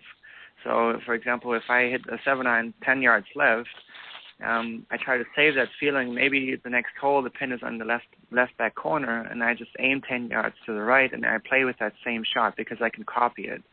So that's how I learn from each shot. Sometimes a good shot is a good learning experience and opens a couple of birdies for the next couple of holes. Exactly. Well said. Chris, let me also ask you, there obviously during the round you have to stay focused with the shots at hand. What do you do to not get too caught in the moment of the shot? Like, in other words, let's say during the round, as I talked about earlier, you've got 18 holes to play. When you're standing over and you're preparing for the shot, you have to be in the moment. You have to be in the zone, as they've said. What do you do in between shots to obviously you want to keep focused on the round at hand, but do you allow yourself to drift a little bit? Do you allow yourself to think about other things besides until the next shot comes along? Or what preparation do you do in between your shots? I think it's healthy to learn to switch on and off. When I started playing professional golf, I had a tendency to keep my mind on the round, on the score for too long, and then sometimes I would burn out after 12, 13 holes. I think if someone would train himself to switch on for just a routine, which starts with assessing the lies and the wind, and then doing the shot selection, and exactly what Nick probably told before about switching from external to internal and so forth. That's all you need to do. Sometimes, Go ahead. Yeah. Sorry, go ahead. No, go ahead and finish your thought. So basically, I think it's very healthy to switch off on purpose. Not too much. There's a fine line. If you joke around too much, you might break the tension of maybe a good streak of a couple holes. So I think you got to find that out for yourself. Some people like to chat a lot. Some people like to be more quiet. I might be definitely a guy that's a little bit more quiet, especially when I play well. Some guys start talking a lot when they play well. I think you got to go out there and find a happy medium for yourself. It depends on your personality, I would say. But switching off between the shots is definitely something that I would recommend. But you got to learn it a little bit too. You got to try it out. Exactly. And I would imagine, Chris, when you're playing in a non-competitive round, you're probably more like that. You're switched off a little bit more. I mean, you still want to, if you're playing with some friends or something, you still want to get the better of them. But at the same time, because you're not in a sudden death tournament, you obviously want to have a little bit more fun. So you're less, there's less anxiety, less stress put on you. Would that be accurate?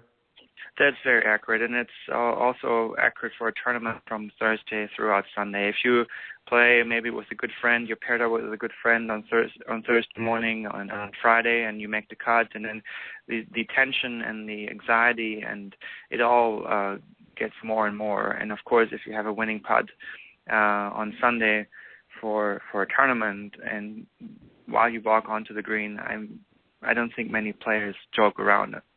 So no, the new dialed in. So it builds. It's situational a little bit. Of course, it would be a gift to be as relaxed on a Sunday afternoon at the Masters to have a 10-foot putt for a birdie and the win, just the way you would be if you're playing with your dad in a summer evening or something like that. But I don't think that would be human. I doubt that that's possible. No. Well, I'm sure even with and using Tiger as a good example, when Tiger won his first Masters in '97. Even though he had a 12-stroke lead over the field, I don't think he was skipping along the fairways. He still was in the moment. He was in the zone, if you will, until the very last putt went in, and then the emotions sort of flowed out. Is that kind of, if you were to compare yourself, is that kind of the style or way that you would play? Is more like a Tiger Woods, where you're sort of in the moment through the tournament, but then once the final putt sank, then those emotions would then come out. Is that kind of along the same lines as you would categorize yourself? Yeah, I would say so.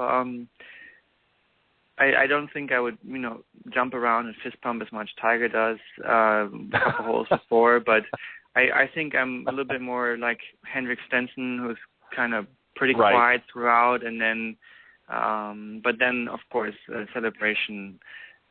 Everyone deserves that, and everyone's probably going a little bit crazy after a tournament win. But no, it's very important to also celebrate a lot and enjoy that moment, embrace it, and save it so you can have it later on again for the next moment that you need. Well, I think also too, gentlemen, I think one thing that really has been lost in golf is that people need to remember that it is a game. You have to have fun along the way, and you have to, there's a time to be serious in the moment, but there's a time to reflect and just enjoy the fact. It's a great game. It's a great personal experience and personal journey. As many people have said, it mimics life very much so. Some of the hills and valleys that we go through playing golf is very much similar to what we do in golf and in life. Excuse me. Brian, let me bring you back in here. I didn't mean to leave you hanging out there, but Brian, as a teaching professional, you obviously see a lot of different types. And what's your assessment of Chris and the type of player that I don't know how familiar you are with him, but and compared to some of the the other players out there, how do you see his way of handling things compared to others maybe at his level that you've seen? Well, I've never met Chris before, but just listening to him speak, two things that caught my attention that I agree with. Chris tends to focus when he needs to hit a shot and then turn it off a little bit in between shots. I think that's great for any player. And the other thing that impressed me about Chris was when he talked about if he wasn't going to make a cut or play well, he was still focused on his routine and trying to find something good about a shot that could possibly carry over. And I think that's so important for amateurs that are listening. I see them tend to give up too soon on a round if it's not going their way. And if you can just stay in the moment and say, hey, let me see if I can hit this shot as good as I can, and just build from that. And I think that's just a great thought. So those 2 points right there for any player to grasp would definitely help their game. Right, yeah, and I jump agree. in for a minute and kind of add to this. Whether it's any of the players that have on a PGA Tour, LPGA, or the LET, or Symetra, or Web.com, or Mini Tours, or Juniors. One of the things that we do know is that there is this kind of predisposition that really is kind of biologically inherent about what affects your thresholds and emotions. And so knowing what I know about Chris and clearly what I know about Brian, that their thresholds are very different. So I'm not expecting that kind of emotional reaction kind of seeps in and powers through and influences. Now, with some of the other players I see, no matter what the tours are on, kind of inherent qualities. It's predisposition, it's inborn. They have to work and use their energy in another way. And that kind of sometimes takes away their focus. When I look at the energy, psychological energy in both of the players that we're talking about now, Brian and Chris, their energy is pretty is a pretty good amount because it's not channeled into anxiety and anger like some other players have. And so when I do this testing and we make that assessment, I work with them very differently because I don't have to spend as much energy on helping them manage their emotions. And particularly as we talk about, Chris brings up this inherent self-belief. He's working on this in another way. And what I know about Brian for a longer period of time, he is also getting very close to that. With other players, because there's a tendency biologically, neurobiologically, their thresholds are lower. It's going to demand that they use more energy to regulate that. So that's a piece that most people don't even know. That's how we try to assess how we're going to work with the player. Let's talk for a few moments, if we can, in preparation for a round. Nick, I'm going to start with you if I can, and then Brian, I'd like to get your perspective as a coach and a teacher, and then Chris, I'd like for you to sort of wrap it up with from a player's perspective. But Nick, talk about, if you will, what are some of the things that you do to help pre-round? In other words, a player that's getting ready to go out maybe and play a tournament next weekend. What are some things that you want them to be focusing on and working on in order to prepare? Great. Well, first of all, we try to set up goals, and so the goals are, things that are going into the future, outcomes, like they either want to win the tournament or want to be in the top 10. Then we look at performance goals, greens and regulations, strokes gained, putts, and then we look at process goals. What do you have to do to get the ball there? Those are the kind of mechanical things, but clearly from my perspective, we look at the psychological stuff. So if a player is having trouble managing his attention, we set up goals about that. We set that up as a challenge, and then we look at the process about how to do that. So make sure that in your pre-shot, you're aware. I had a player, a very high-level player, who lost awareness in competition, and sometimes the ball was below her feet. She didn't even recognize that. So in that example, right, the goal would be aware of, and then we fill in the blank, be aware of your setup, be aware of the tension in your body, the tension in your mind. And so in this pre-competition preparation, we goal set, we identify the specific processes, and we put this into what's called a skills challenge balance. And if anybody's interested in looking at that book, Flow in Sports by Jackson, and the co-author's name is hard for me to pronounce, so look up Susan Jackson, Flow in Sports, and that will show you the model that I use in pre-competition preparation. Fantastic. Brian, from a teaching perspective, obviously you work with a lot of different students that are preparing for maybe in their own way a major tournament. Maybe it's a corporate event. Maybe it's a club championship. A lot of anxiety comes to the coaching table, if you will. What are some things that you do to try and prepare them and help them and guide them, if you will, to be able to handle those events a little bit better?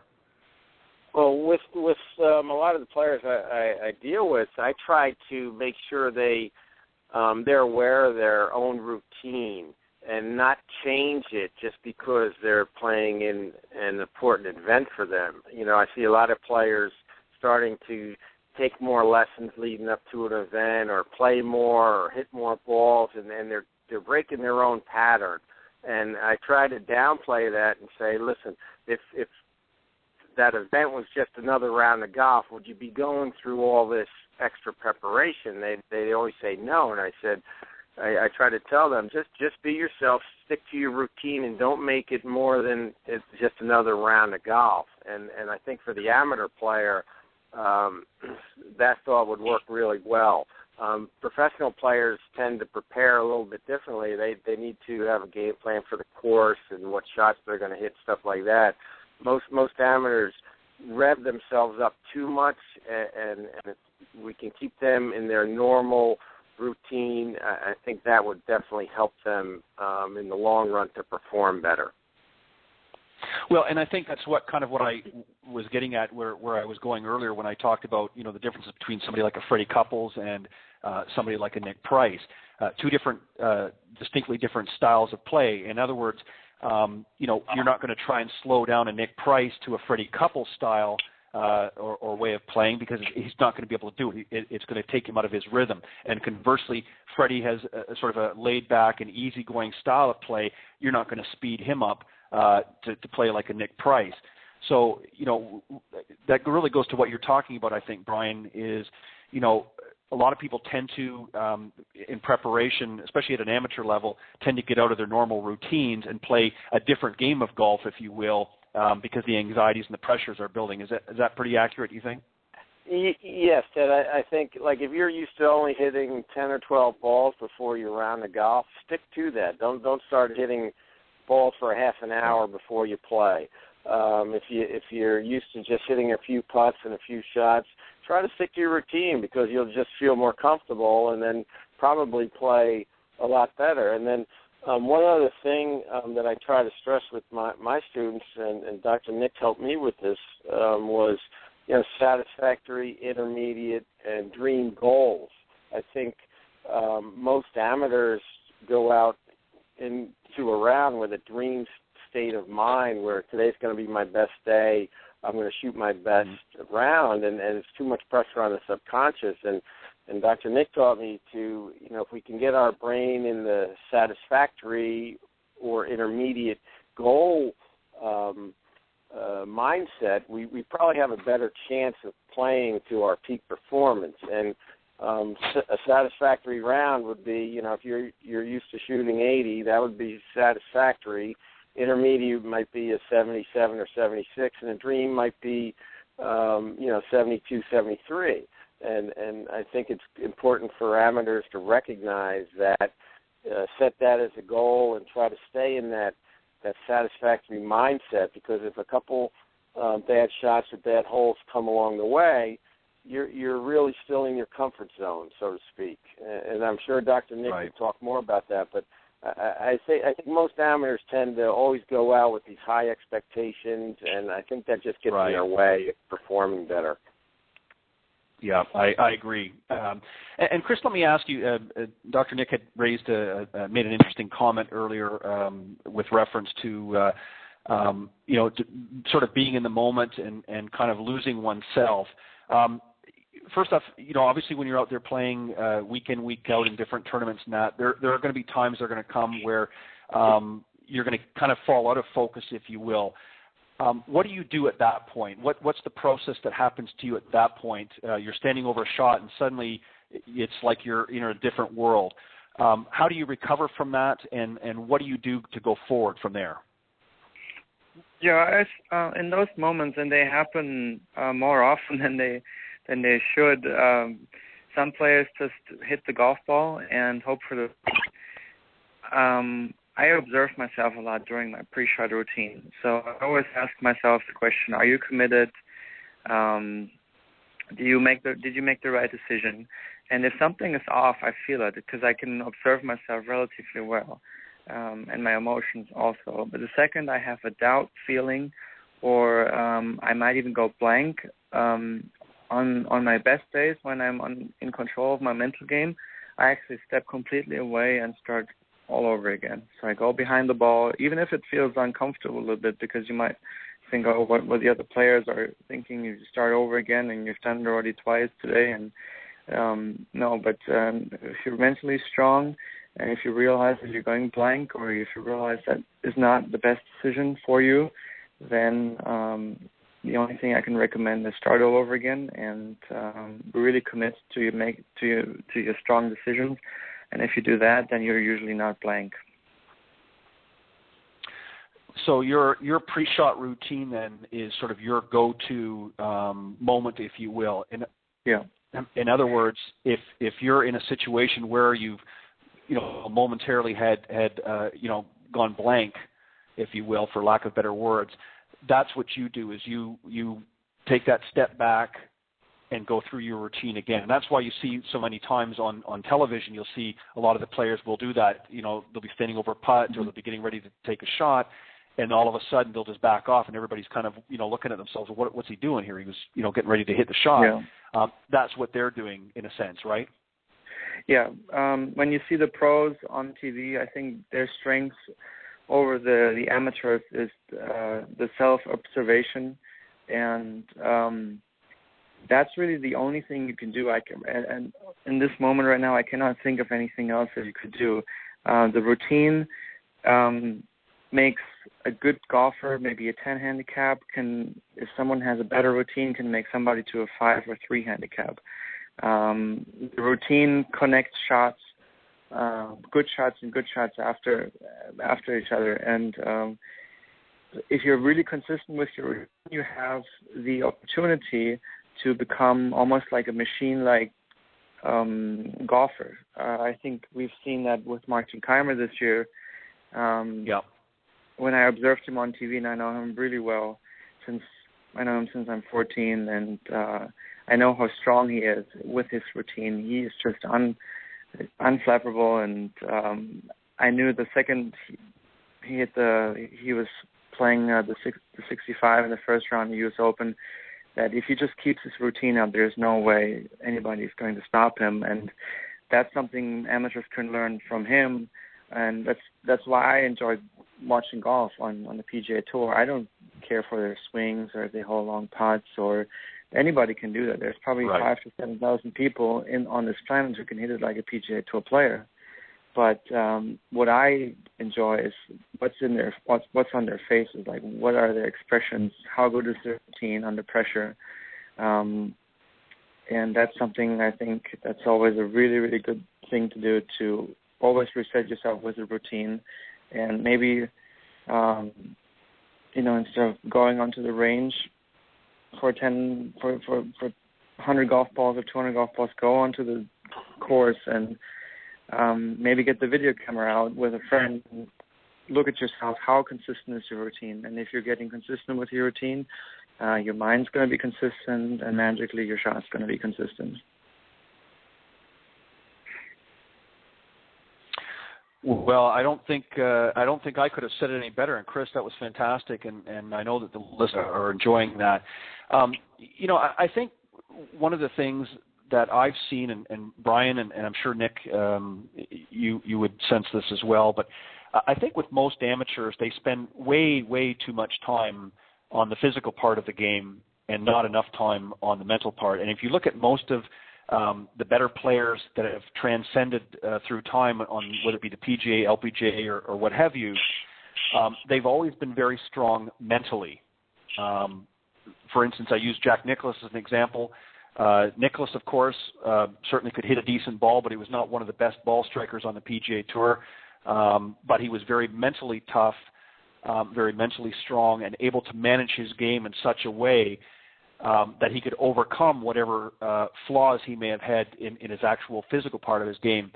So if to leave some sort of parting thoughts, if you would, Nick, I would like you just to maybe instill some advice to those tuning into the program tonight on some of the things that they could be doing and working on, or what they should really be focusing on, as opposed to just beating balls up at the range. Okay, I'll give you some 3 basic imaginative techniques. I don't make the recommendation that Nicklaus does about seeing the ball, the flight of the ball.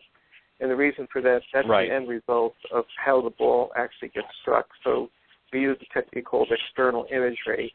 So if you've seen yourself on video camera, that's the image that I want golfers to really pay attention to, and to literally see what you look like when you're making a swing, not down the line, but kind of head on. So that's called external imagery.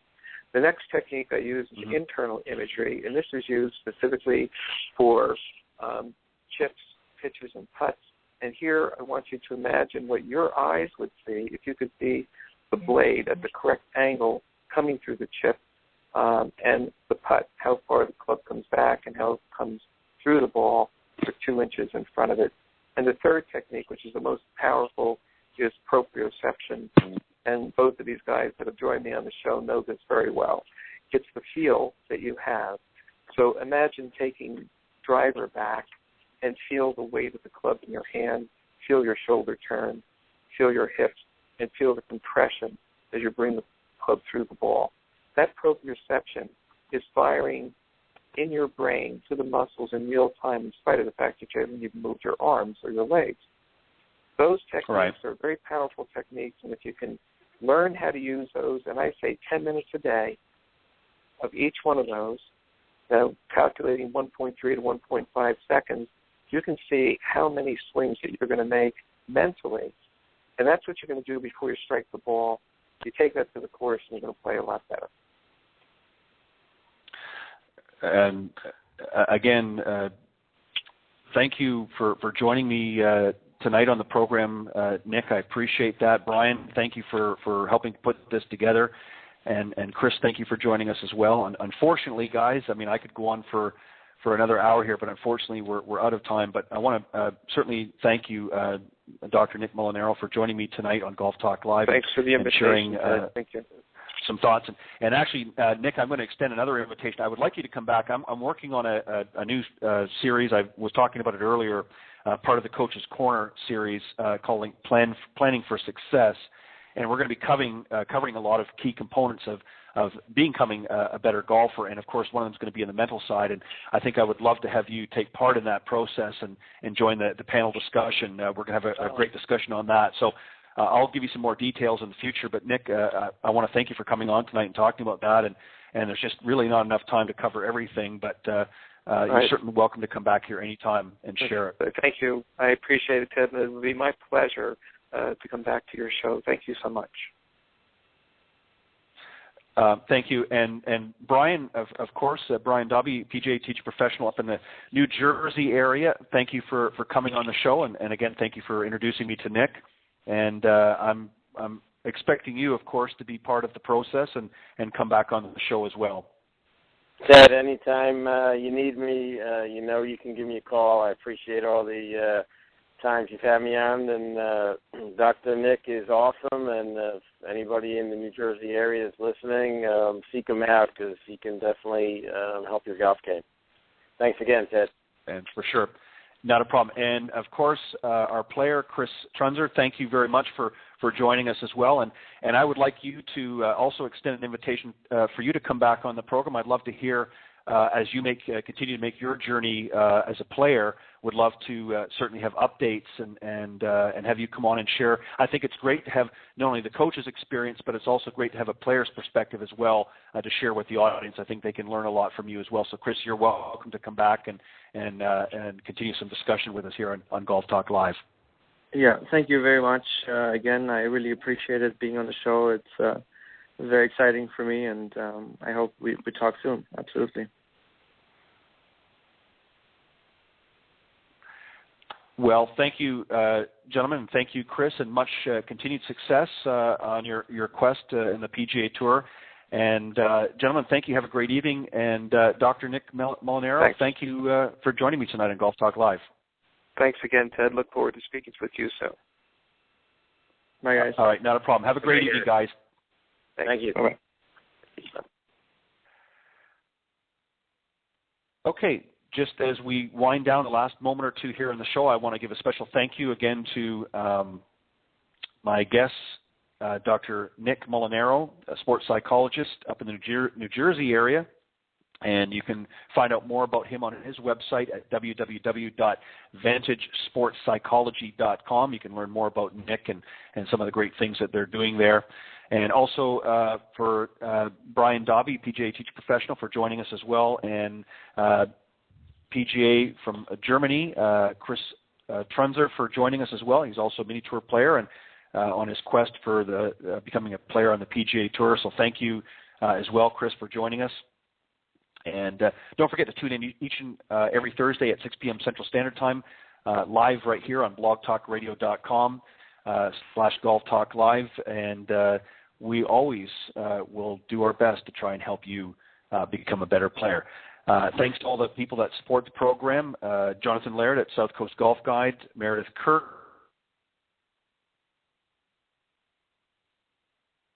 Nikki and Tiffany Litherland, Bernie Pinder of Ontic Golf, and Mr. Peter Doyle of Doyle Golf Solutions over in Ireland. Don't forget to join me every Tuesday at 9 a.m. Eastern Time for the Women of Golf, where I am joined by none other than LPGA professional Cindy Miller, hosting the Women of Golf show that's geared for you ladies out there. Have a great weekend, everybody. I hope you enjoyed the show, and I will see you back here next week, right here, Thursday at 6 p.m. Central, right here on Golf Talk Live. Thanks, everybody. God bless and have a great weekend.